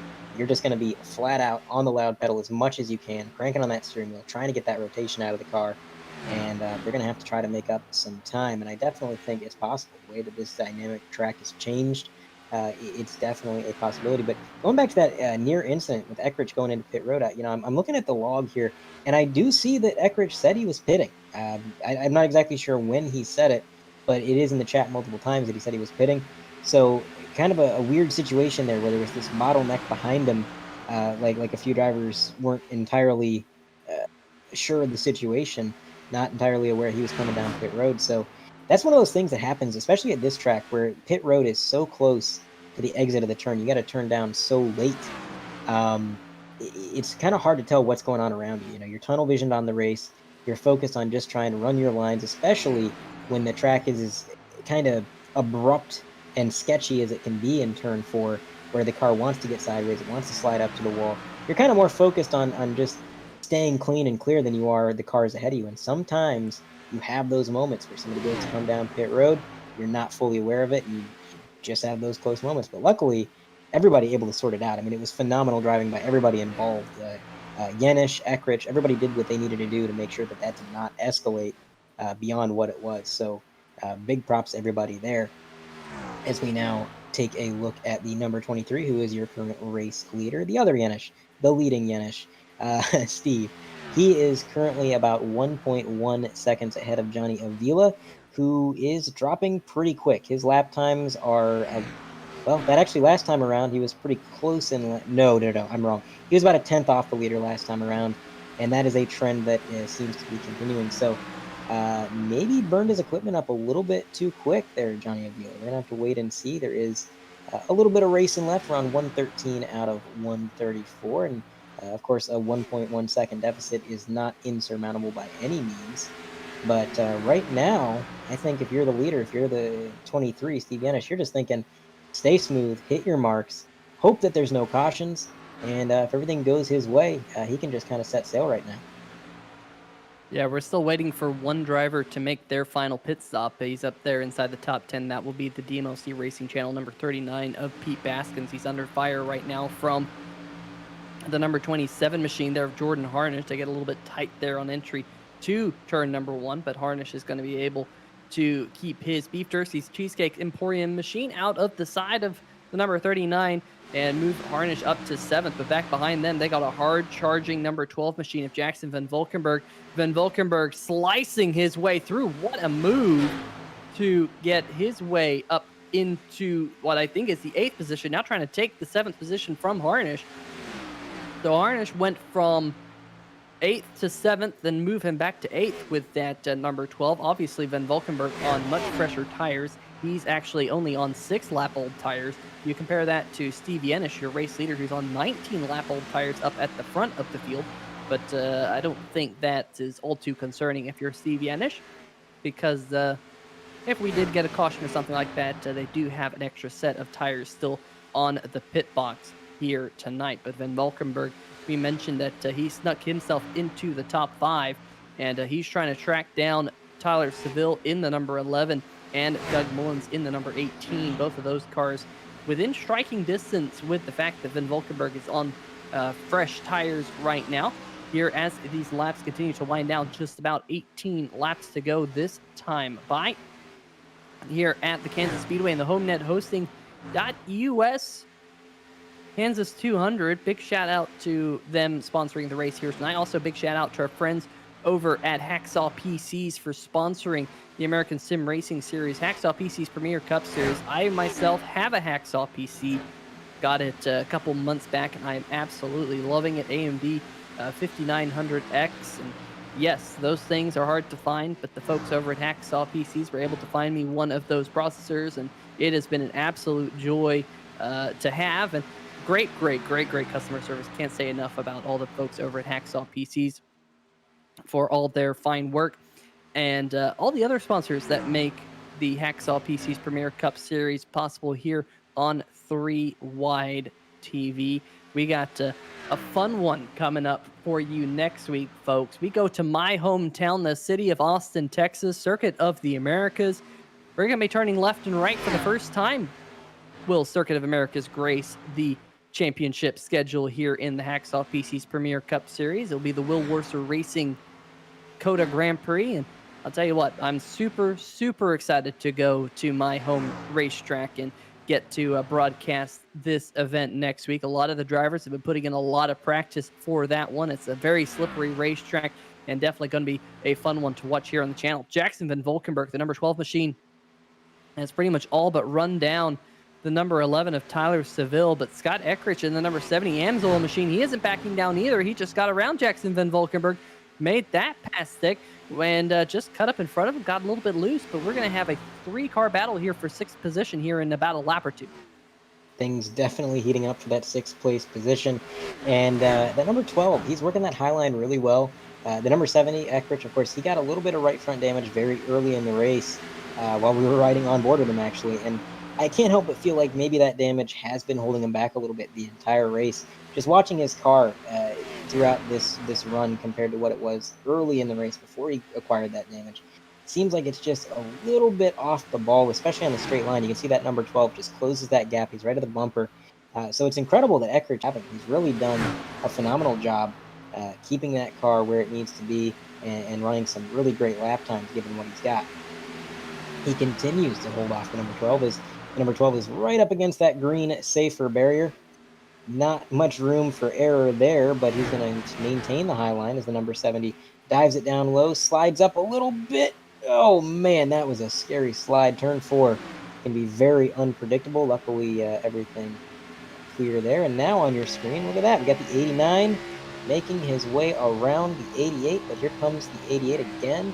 Thomas George trying to strike back on the high line. Can he do it? So we go to our 3-wide 3D multicam.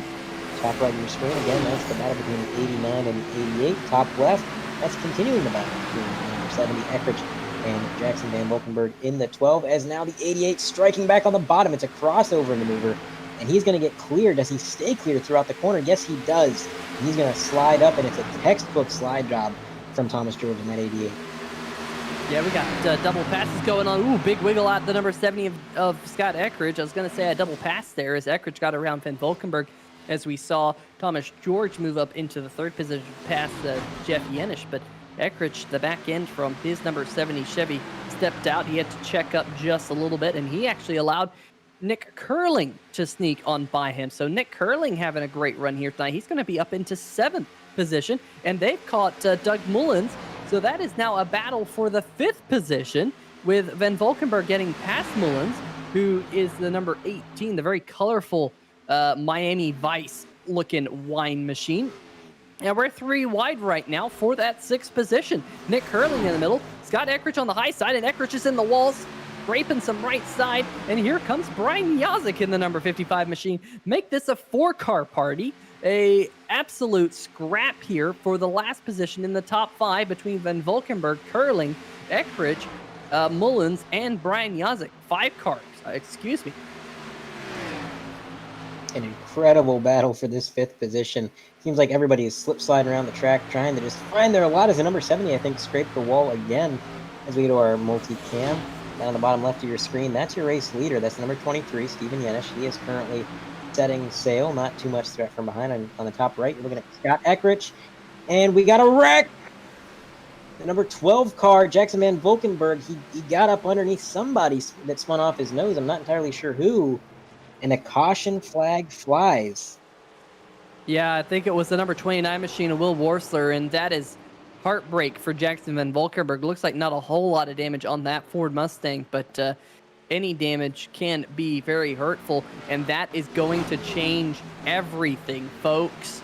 We're going to have fresh tires. We're going to have a shootout here to the finish at Kansas. The caution-free bounty up in smoke right there. The 29 looks like he caught the wall coming out of the corner, and you see him spinning down there into the grass here on the front straight. Just wrong place, wrong time for Jackson Van Valkenburg getting into the rear quarter panel. Get this one more time here on the replay. You see Worsler coming up the racetrack into the wall, and just nowhere for Van Valkenburg to go. Caution flag number 1 here, Andre. Will it be the last one? I think that's a good question to ask. Well, remember what I said about, there not being much pressure if you're Steve Yenish? Well, I take it back. There is now a lot of pressure, and I'm not sure if this is going to be the last caution. I would like to think it is, and I'm sure the drivers would like to think that it is, but we got a lot of drivers who still have 1 set of tires. So we're going to have pretty much the entire field on fresh tires with a roughly 5 or 6 lap shootout by the time we go green. Meaning almost all 5 of those laps are going to be wide open. There's going to be very minimal lifting, save for checking up for the cars ahead of you or a situation like that. This is going to be an all-out battle, and I can make no predictions as to what's going to happen because this is going to be anybody's game. If you're in the top 10 right now, I genuinely think you got a chance. Yeah, everything up to play for here in the final few laps. You did see that after that exchange on pit road, it looks like Steve Yenish able to beat Avila off pit road. Thomas George coming out 3rd.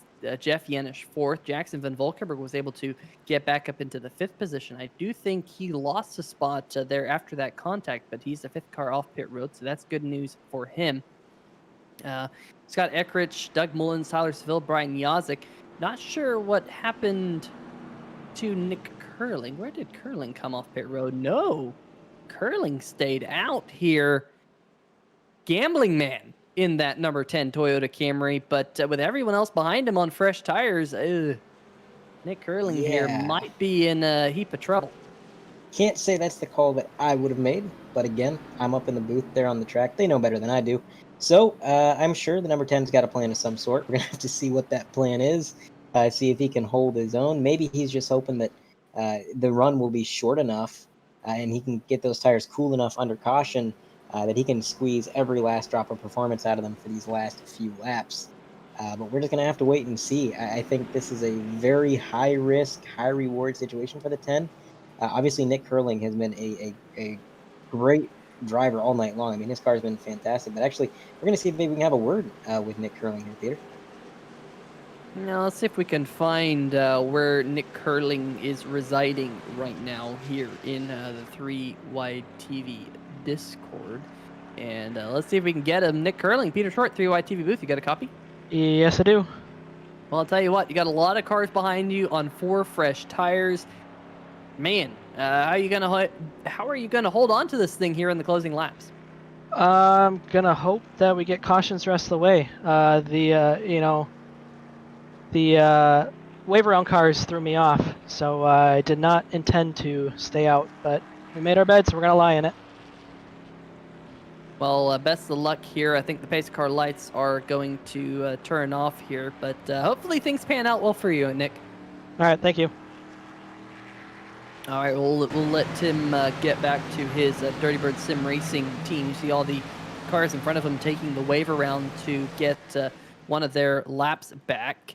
And I think by my calculations, we're going to be left with about 19 cars on the lead lap when the green flag waves here. And you heard it there, Andre. He's hoping for us to get an extra couple of cautions. Maybe he can get a good restart. Really has to watch for wheel spin here on this restart, that's for sure. But if he can get a good enough jump in the number 10 machine, then and maybe he can get a caution or two, maybe it can work out in his favor. Definitely could. I'm interested in the fact that he chose the high line as a leader. He decided to start on the outside, which you would think you'd want the bottom for the initial start, considering you're not up to speed for turn 1, so you'd want to maybe protect the low line and you're not too worried about momentum. But we're going to see how it plays out. You heard in the interview, he didn't even intend to stay out, but now he's going to try to make it work. Let's see. Pace car makes a hard left turn on a pit road. Number 10 car with a fantastic start. Looking at that restart, you would never know that those are old tires. I mean, he just jumped out about a car length and a half. It was actually Yenish with a little bit of wheel spin, holding up the 63 as they go bumper to bumper. Now into turn 1, the 63 tries to look low. Nobody's home, and now everybody closing the gap to that 10 car. Yeah, the number 10 there, Nick Curling. He slides up the racetrack coming out of turn number 2. Here comes Steve Yenish coming to the inside. We'll have 3 laps to go this time. Here comes Jeff Yenish. We're going to be 4 wide for second. They keep it somehow glued to the racetrack. And somehow we got cars spinning out back behind. Big contact. The 18 machine's up. Caution flag waves here. I think the 27 of Jordan Harnish, his bad luck continuing here in the Hacksaw PC's Premier Cup Series. But Doug Mullins, worse for wear after that one. And we're going to have a green-white checker here at Kansas. Well, I might have to look into our sponsor here, Hacksaw PCs, because let me tell you, I was gripping my mouse so tight when they went 4 wide, I might have messed something up. That was incredibly intense. The fact that they were able to keep all of those cars in place near contact, I thought for sure that 88 was sliding up on somebody. I mean, here we have a replay of what happened to the number 18. Looks like he just got a little bit squirrely coming out of the corner, and unfortunately the number 2 was down beneath him, so he didn't really have anywhere to go once he got loose. Incredibly, a lot of drivers able to steer clear from behind. I mean, there was a good 15 cars behind him. You can see just that slight overcorrect there, and then it came around the second time. That happens a lot, Peter. You get that little bit of a slide, and that puts heat in your tires. And then for the rest of the corner, that's what it does. It continues to try to step out on you. And unfortunately, I think that's what the 18 fell victim to. Mullins definitely had quite the slide on board here with 27. You saw just nowhere for him to go. And after having a tough race last week at Iowa, definitely not what he wanted to have happen here in the closing laps.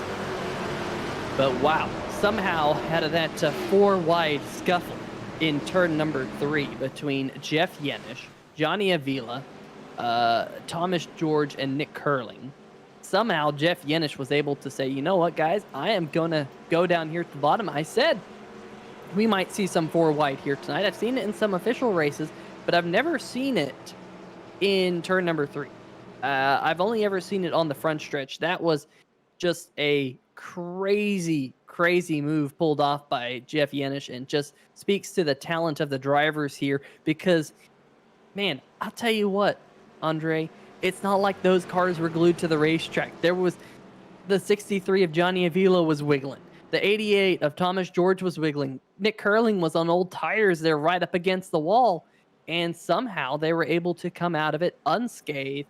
And unfortunately, we did have that contact further back. But I got to say, that's one of the moves of the season here in the Hacksaw PC's Premier Cup Series up to this point.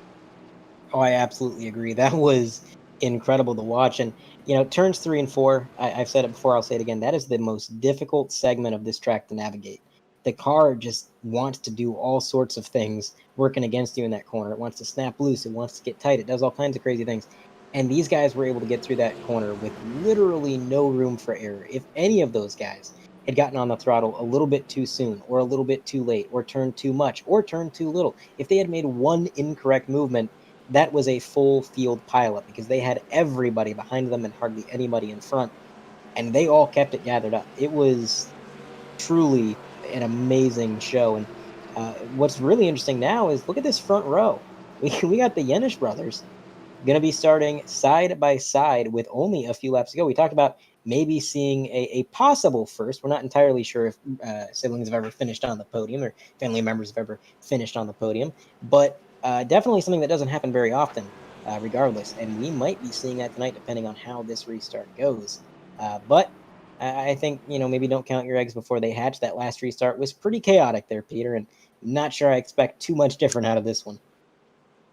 Oh, yeah, you are not wrong at all.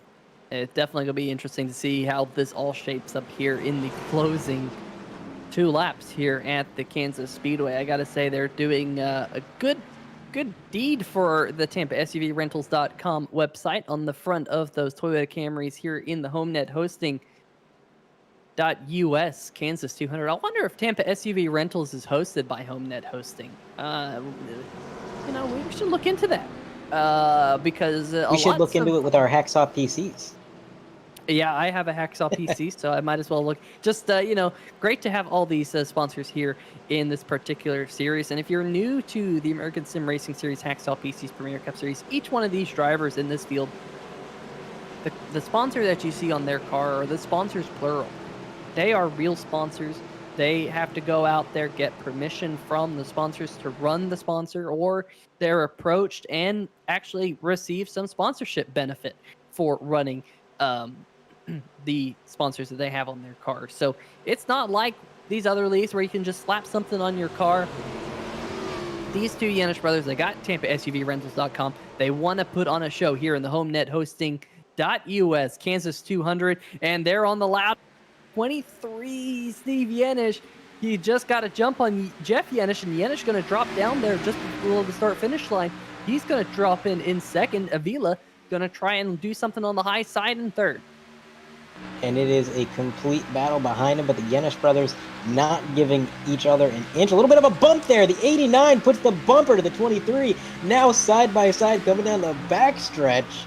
They're going to be door-to-door through 3 and 4. The 89 favoring the high line. And now look at this. Here comes Avila in the 63.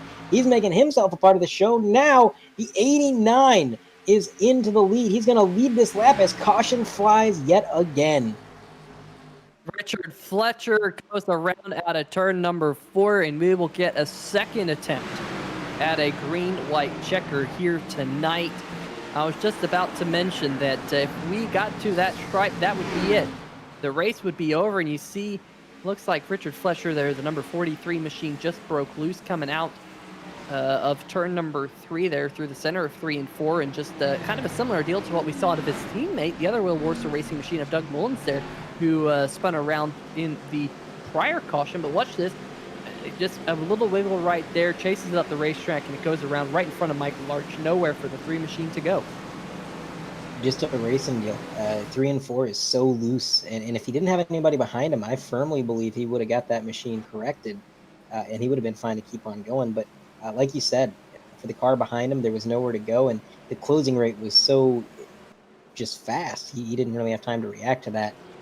In these corners here at Kansas, you kind of got that progressive banking, and it almost makes it difficult to deviate from your lane. It's like once you're committed to a line, you have to run it, because if you make any abrupt movements, your car is going to try to spin out or do whatever. And so, yeah, in that situation, it was just a racing deal. Nobody really could do anything. And unfortunately, we were just that close, Peter, to the line. We were maybe 100 feet from the stripe. The race would have been official. And I think the Yenish brothers maybe can have a little bit of a conversation, I'm sure, eventually about the contact that was made. But that's that's a conversation for another day, because they got to stack this up and then do it all over again.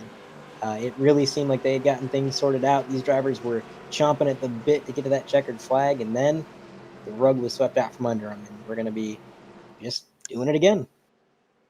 Yeah, well, I was going to mention that when that caution flag came out, that was the first lap that Jeff Yenish has led this entire race, I do believe. I don't think he led any laps during any of the pit sequences. He might have. I could be incorrect in stating that, but at least that was the first lap he hadn't led during a pit cycle. So that just kind of tells you, folks, Jeff Yenish, he's been clawing away. Started in 21st position here tonight, Andre, and is your race leader here with just 2 laps to go. Again, if you're new to the Hacksaw PC's Premier Cup Series, they do have 3 attempts at a green-white checker, 3 attempts to finish the race under green flag conditions before the checkered flag ultimately falls under the caution flag. So we will re-rack the field. We'll have the second attempt at a green-white checker. This is essentially the Hacksaw PC's Premier Cup Series way at saying this is overtime here at Kansas, just trying to get the fans what they wanted. And I'll tell you what, if that last little 2-lap sprint was, well, I guess 1-lap sprint, because we didn't quite make it, was any indication of what we're going to see here, this is going to be another nuts restart here at Kansas. Absolutely. Everything's on the line now. This is going to be our final green-white checkered, so no more mistakes, no more getting loose, no more throwing it away. It is absolutely go time, and every single one of these drivers knows that as well as you and I. So they're going to put it all on the line. That number 12 car, you talked about him working up his way through the field, just like the 89. Well, he's going to be starting row 2 on the outside. You know he's going to be hungry for a win after putting in so much effort all night long to put together this great run that he's had. Definitely he wants to cap it off with a win if he can. And, of course, the Yenish brothers, they're going to try to, they've been running really well all night. And, of course, Steve Yenish, he's led a lot of laps, maybe the most laps. I'm not entirely sure. Definitely close, if not. And he's going to want to not lose this in the last second. That's the worst feeling in the world when you've led so much of a race, and then at the end, some things go sideways, and it just doesn't come to fruition. So he's going to be driving his heart out, playing a lot of defense, trying to capitalize on a great night that he's had. Yeah, and really it's been a great night for everyone inside the top 5. Been a really impressive showing for Jackson Van Valkenburg. He got some damage a little while ago off the nose, or from a spinning number 29 machine, a Will Warser on his nose. But, Van Valkenburg's put together a great show. Thomas George has put together a great show here tonight. He qualified 7th. He's running up there in 5th. Van Valkenburg, he started 17th. He's running up there in 4th. Similar story to Jeff Yenish, who's just been charging through the field. I think anyone who's up here inside the top 10 really has put on a great show here tonight. They've had a great race, a great story to a race. This race has had multiple storylines, and that's what you love to see here on 3 White TV here in the Hacksaw PC's Premier Cup Series. But we still got 2 pages left to go, as the green flag is going to wave one more time here, hopefully for the final time. And Jeff Yenish in the number 23 machine, that 89 machine, excuse me, he's going to have a great restart. He's going to pull Johnny Avila Steve Yenish caught sleeping just a little bit, and look at Avila all over the back of the number 89. He saw what Jeff Yenish did under that last restart. He's going to try and pull what Yenish did to Steve Yenish, but halfway down the back stretch, looks like that number 63 machine, we're going to be side by side for the race lead, and here comes Thomas George in the 88. They are 2 wide, almost 3 wide for second place.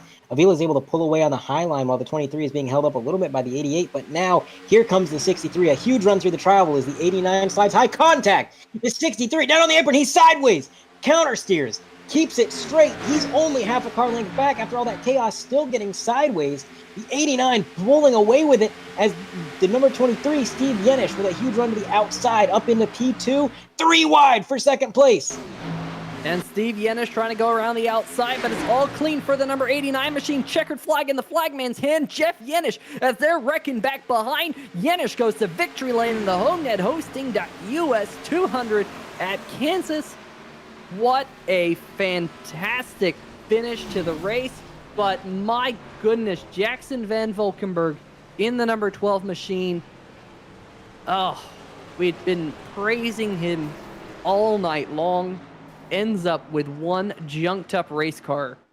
As you see the 63 and the 23 giving the 89 a little bit of a sandwich, a congratulatory sandwich there with Yenish there, the meat of the 23 and the 63 there. But wow, what a exciting finish to the race. We'll see if we can get a replay of the accident, but looks like the Yenishes are going to celebrate here on the front stretch. Was an incredible finish to the race. I cannot believe the 63 was able to not only correct his car, but really barely give up any time while doing it. I mean, when he got down on that apron, I thought, man, that's it. That's going to be the full field in a parking lot. And now he kept it going, and ultimately, the Yenish brothers coming out on top, 1 and 2, the 89 taking the win. Yeah, what a really, really cool story. Definitely going to be one that we're going to talk about here on 3 Wide TV many, many times here over the next couple of weeks. Pretty much every time we see them, we'll be like, hey, remember that time they finished 1-2 at Kansas? Maybe they can do so again. But, man, really, really cool to see the 63 there, the 89, and the 23 all working their way around the racetrack and giving a little bit of congratulatory bumps still. But man, I'm looking down here at pit road. There are some junked up race cars there right at the end of the race. Let's see if we can get this replay queued up for you folks. See if we can go back to let's go see if we can go back to Jackson Van Valkenburg, the number 12 machine. I think he was kind of the press. Ooh, oh man, that happened to teammates. The 84 Woody Mahan and the 72 Michael Krobach, the Loud Pedal Motorsports machine. We missed that one. That one happened there towards the end of the race. And then this happened up towards the front, the number 12 machine of Van Valkenburg and the other Loud Pedal Motorsports machine of Brian Yazek. A little bit of clipping going on there. But those two cars having to come in together, and Yazek goes around the 12 machine there of Van Valkenburg. They able to go across the start-finish line. Van Valkenburg finished in the 11th position. Yazek there spinning around, finishing 15th. But it got worse, folks. There's Nick Curling piling in. You see someone else spinning up at the top of the screen. Not sure who that was. But wow. Van Valkenburg getting launched there by Troy Haight. But it's not done yet, folks. It's not done yet. Just wait. Just wait. Just wait. Here comes a car coming along, just chugging at speed. Grant Brown and Will Worcester launches the 39 of Mark Cohn. And Grant Brown in the 00 launches the 12 of Van Valkenburg. But the checkered flag is out. They got where they finished. And good old iRacing, you don't have to pay a dime for your damaged race car. So, well, those drivers, gotta say, they're probably happy that this is iRacing right now. That would be, that'd be one expensive accident if that was real life. Luckily, the simulator, like you said, you can just, press escape and get a new car. So all of those drivers very fortunate for that fact. But a crazy end, and again, can't say I'm surprised with how chaotic Turn 4 can be. You add the fact that everything is on the line. Everybody's fighting for every inch, and they know that it's their last shot in the race, and that's what's going to happen. But the brothers, Steve Yenish, number 89, of course, Jeff Yenish, celebrating together with the 63. Awesome celebration, awesome moment for the league and for those brothers. 63 joins them in celebration. Still, it's a 3-car burnout. The 63 smoking out of the hood. The other 2 cars seem fine. What a moment. Yeah, and in fact, I just now realized all 3 of those drivers, Yanish Bros Racing teammates. So 1, 2, 3 for the team, and that's why they're all celebrating here tonight. Maybe that's why the 63 of Avila might have given a little bit more slack to the 89 and the number 20, or at least the 89 there on the final lap.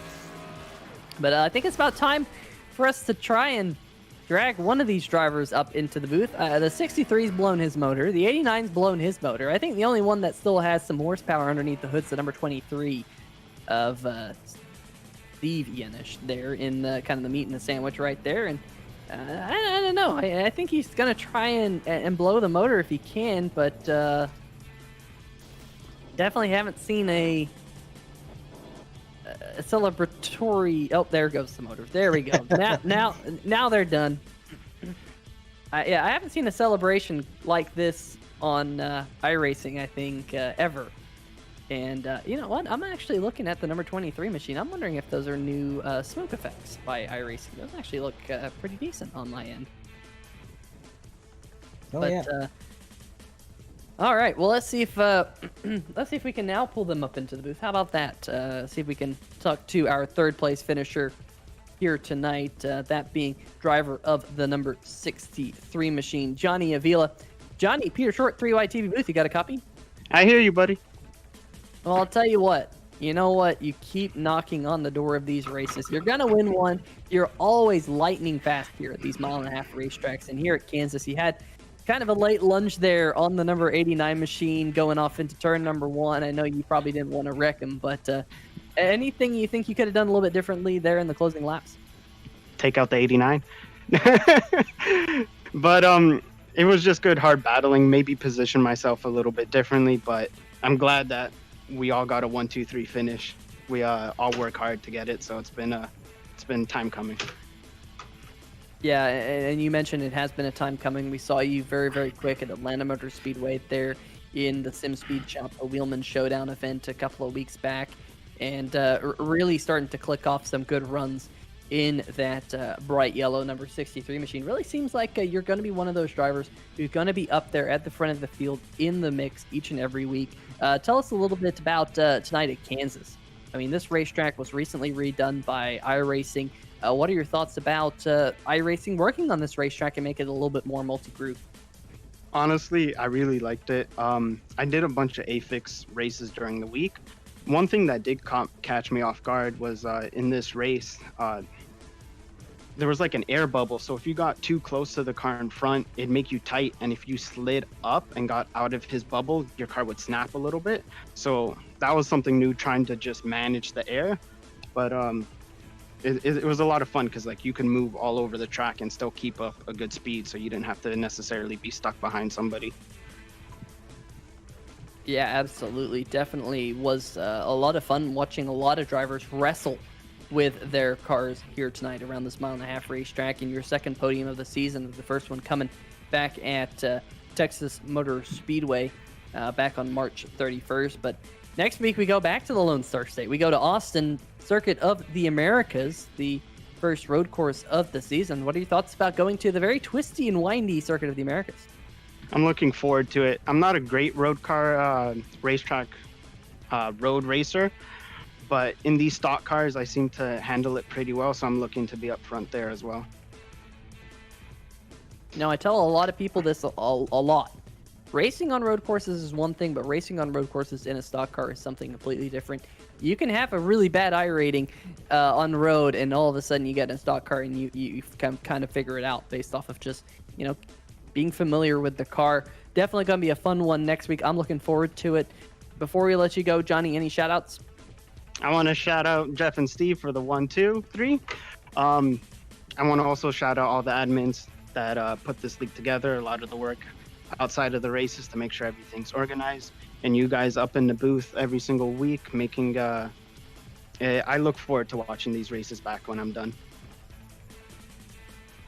Yeah, definitely one of the races of the season so far. Definitely one you don't want to miss here on 3Wide TV. Make sure you go back and check it, Johnny. Congratulations on finishing on the podium, and we'll see you next week at COTA.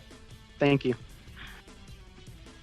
All right, well, that's going to do it for our third place finisher, the Canadian driver, Johnny Avila. But now let's go down to the first of the two Yanish brothers, and it's the one who comes home in second. I believe that Andre has caught up with our runner-up, Steve Yanish.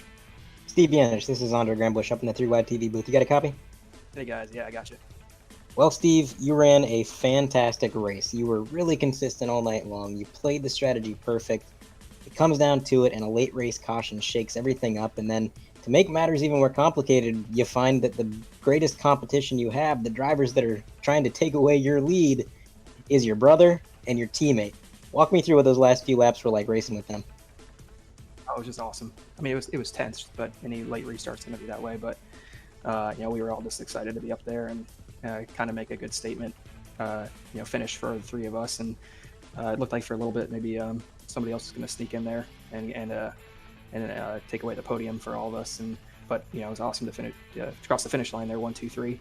And I mean, it sucks leading all those laps and kind of having the win slip through my fingers like that. But it's just you're too much of a sitting duck on the restart there. And I guess in hindsight, I should have defended the outside. But at the time, I thought I wanted to defend the inside just because I had been running the bottom the whole race, and I knew I knew what the limits were down there. But things worked out for Jeff, and happy for him. It's been a long time since he got a win, so couldn't be happier. You guys really put on a fantastic show in the second green-white checkered.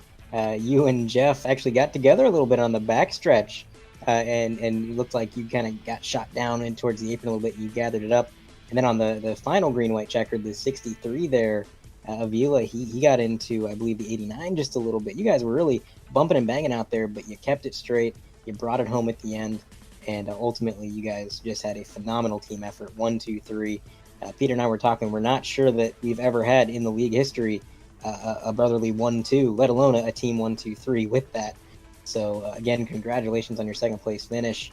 Going into next week, we're going to Circuit of the Americas, which I think is going to be a big wild card for a lot of drivers. Are you trying to carry this momentum from this week over to COTA, or is this going to be a complete unknown? I mean, I think I have a pretty good track record on road courses, so I'm pretty confident with that. But really, I've only done about maybe 30 minutes on COTA, and I was just a mess out there. So I'm definitely going to put some track time in. But if I can learn all the all my markers and everything, I think I should have be able to put in contention for the win. And we are looking forward to seeing what you can do there next week. Steve, before we let you go, do you have any shout-outs you'd like to make? Yeah, shout out to, I guess, first you guys for a great broadcast. Really enjoy watching everything, and a really professional job you guys do. And everybody in the league for putting on a clean race here tonight. Shout out to my teammates here and Jeff for the win. It's pretty awesome to finish 1-2. Jeff and I have been doing this for, probably like 20 years now, off and on. And it's really hard to finish 1-2 in fields this competitive. So you got to really enjoy it when it happens. So, and great job for Johnny too, bringing home third. So it's just a great night. Absolutely. And again, congratulations on a special finish to this race. I'm sure this one means a lot, and it'll be one you think about for a long time to come. So Steve, we thank you for your time, and good luck going forward. Thanks, guys. That was your second place finisher, Steve Yanish, out of the booth. And now, Peter, how about you take it away with our race winner, Jeff Yanish? Yeah, that number 89 machine didn't lead a whole lot of laps here tonight, but for Jeff, getting to victory lane, different winner we've had in the first 12 races so far this year in the Hacksaw PC's Premier Cup Series. Jeff, we mentioned it, that you were having a really good run there in the top 5.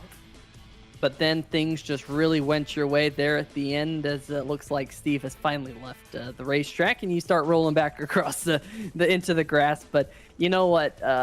Just tell us about your night. I mean, it was definitely one of the stories that we're going to be talking about for quite some time here on 3Wide TV. Yeah, I think Steve and I will be talking about it for quite some time. Also, I'm glad I got the upper hand on him for once. It was awesome. Yeah, I'm still kind of in shock that this happened.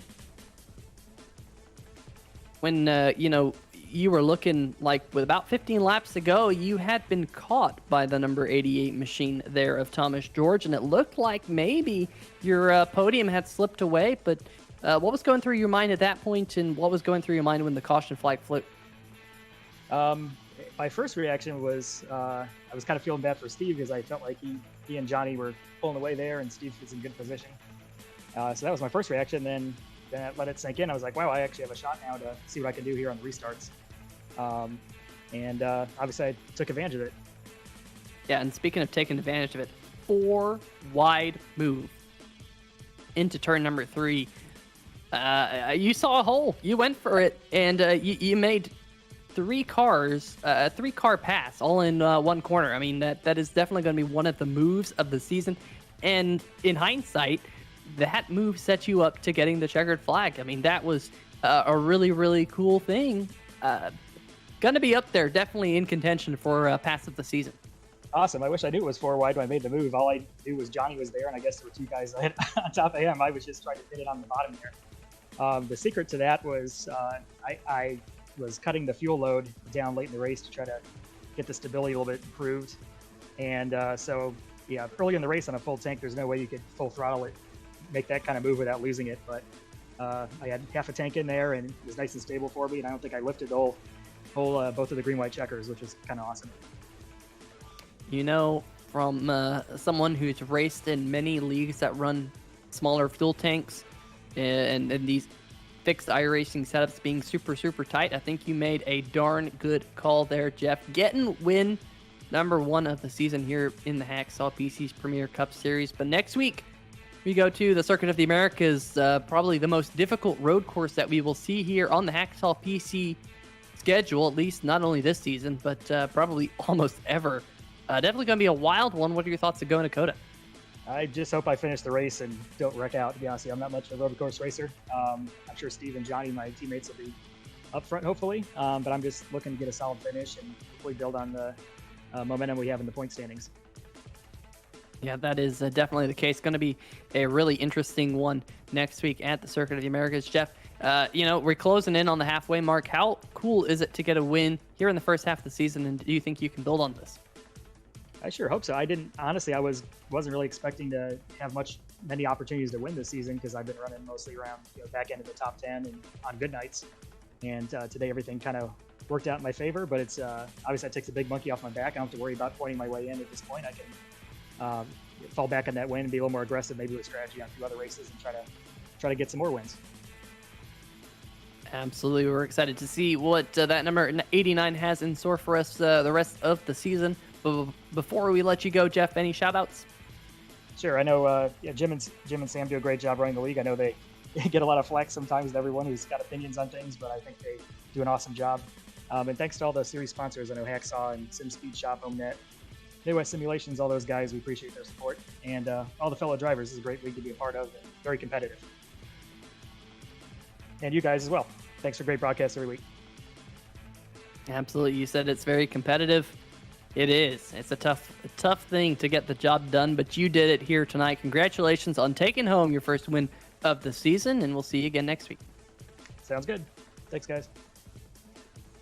All right. Well, that was a extremely awesome night here at Kansas Speedway. Definitely had us on the edge of our seats all the way to the drop of the checkered flag for Jeff Yenish picking up the win over his brother Steve Yenish, and then rounding out your podium here tonight, their teammate, driver of the number 63 machine, Johnny Avila, Scott Eckridge, coming home in 4th. We thought Scott Eckridge's night might have been done. We thought maybe he got a speeding penalty. He did not, and bounces back after a tough race last week at Iowa. Thomas George in the 88, he was up there. Could have arguably deserved a podium finish in his number 88 machine, but comes home 5th after those late race moves. AJ Digby coming home in 6th. Greg Evans, he was outside of the top 10 there very, very late. Somehow was able to squeak his way into the top 10, meaning he's picked up a top 10 in all but one race so far this year. Tyler Seville, our second place driver in points, coming home in 8th. Alan Young in 9th, and rounding out your top 10, the Dirty Bird Sim Racing number 1 machine of Jason Stewart. Pretty quiet night for Jason Stewart, but nonetheless able to squeak out a top 10 there, Andre. Absolutely. And from 10th on back, we're looking at Jackson Van Volkenberg in 11th, I believe. which again, he had a fantastic night all night long. Really fought and scraped to get up into the top 5 at one point, and unfortunately a heartbreaking end with a little bit of contact that just sent him careening back through the field and back through the running order. But still, anytime you can cross the finish line backwards and be in the top half of the field, I'd say, hey, you salvaged something there. So definitely, I think even though it wasn't the finish he wants, he doesn't need to hang his head too much. He ran really great all night long, and he has a lot of momentum to carry in the next week. Nick Curling in P12, Adam Jersky with that late race incident, going to be finishing at 13th. Kevin Stone, Brian Yazik, also involved in that incident with Van Volkenberg there right at the very end. He's going to bring it home 15th. Troy Haight, Will Worsler, Michael Krobuk, Jordan Harnish, Woody Mahan, Pete Baskins, Grant Brown, Tim Knott, Richard Flesher, Michael Larch, Doug Mullins, John Eckert, and Corey Silva, going to be P28. Finishing tonight in the 29th position will be driver of the number 92, Evan Black. Mark Cohn rounds out the top 30. Braxton DeWeese, not sure what happened to the number 5 machine. He pulled off the racetrack, finishing 31st. Jonathan Holstein in the number 73 kind of had a rough start to the race in his machine, but he finishes 32nd, 68 laps down. Mark Myers, who had the roughest start to the race here tonight in the 04, some opening trouble in the opening laps, but we stayed green. He finishes 33rd. Jamie Moore, 34th. Mitch Brown, 35th. And rounding out your 36 starters here tonight, the number 86 machine of Todd Kirkwood, who also was involved with Mark Myers right at the top of the show. Folks, that's going to just about do it for the Homenet Hosting Kansas 200. Make sure you check out tonight's race sponsor, HomeNetHosting.us. If you want a website hosted, they are the people to go do it with. Next week, we got the Will Worsler Racing Grand Prix, Circuit of the Americas, Austin, Texas. First time that the Hacksaw PC's Premier Cup Series has gone to that particular racetrack. Definitely been an interesting one. Scott Eckrich, who started on the Midwest Simulations Pole Award, unable to convert that Pole Award to a win here tonight. He will stay third position in points behind Greg Evans, Tyler Seville. You see no moves up in the top 6 spots. Brian Yazik, Corey Silva, Adam Jersky rounding out the top 6. But then you have Thomas George starting to make some moves. He picks up 2 spots. AJ Digby staying 8th. Will Worsler, who had just a terrible night in the 29 machine, he is down there in the 9th position. Jeff Yenish, also big move in the Yenish Bros Racing number 89 machine, picking up the win here tonight. He will move up into the 10th position in points, passing Michael Krobach and Doug Mullins. And you see a couple of the other drivers a little bit further back, including his brother there, Steve Yenish, who also picks up 2 positions here tonight. So good points night for the Yenish Bros here at Kansas Speedway in the Homenet Hosting.us Kansas 200. And definitely I'm looking forward to COTA next week as you see some of the drivers a little bit further back in points.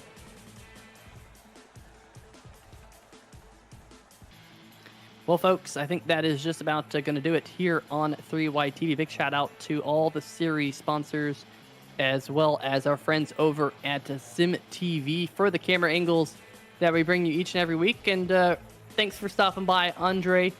Great to have you up here in the booth, as always, here on 3Y TV. And who knows, maybe we'll get to do it again next week. We're hoping that Greg Rentz can also make it back up here in the booth, but only time will tell. Andre, any final thoughts? Well, normally I would say something about the race here, but I think this race speaks for itself. I really do. It was just a great showing all the way through, and just the way that it came to an end, it was really something special. And it really is one of those moments that just highlights why sim racing can be so great. Definitely one that I think is going to be remembered for a long time. And again, Peter, Carlos as well, thank you guys for having me on. It's unfortunate the circumstances that I had to join. I hope everything's going all right with Greg and his family. But the fact that I was able to be here, it was a great race, and I'm always happy to help out. So again, thank you guys, and good night, everybody.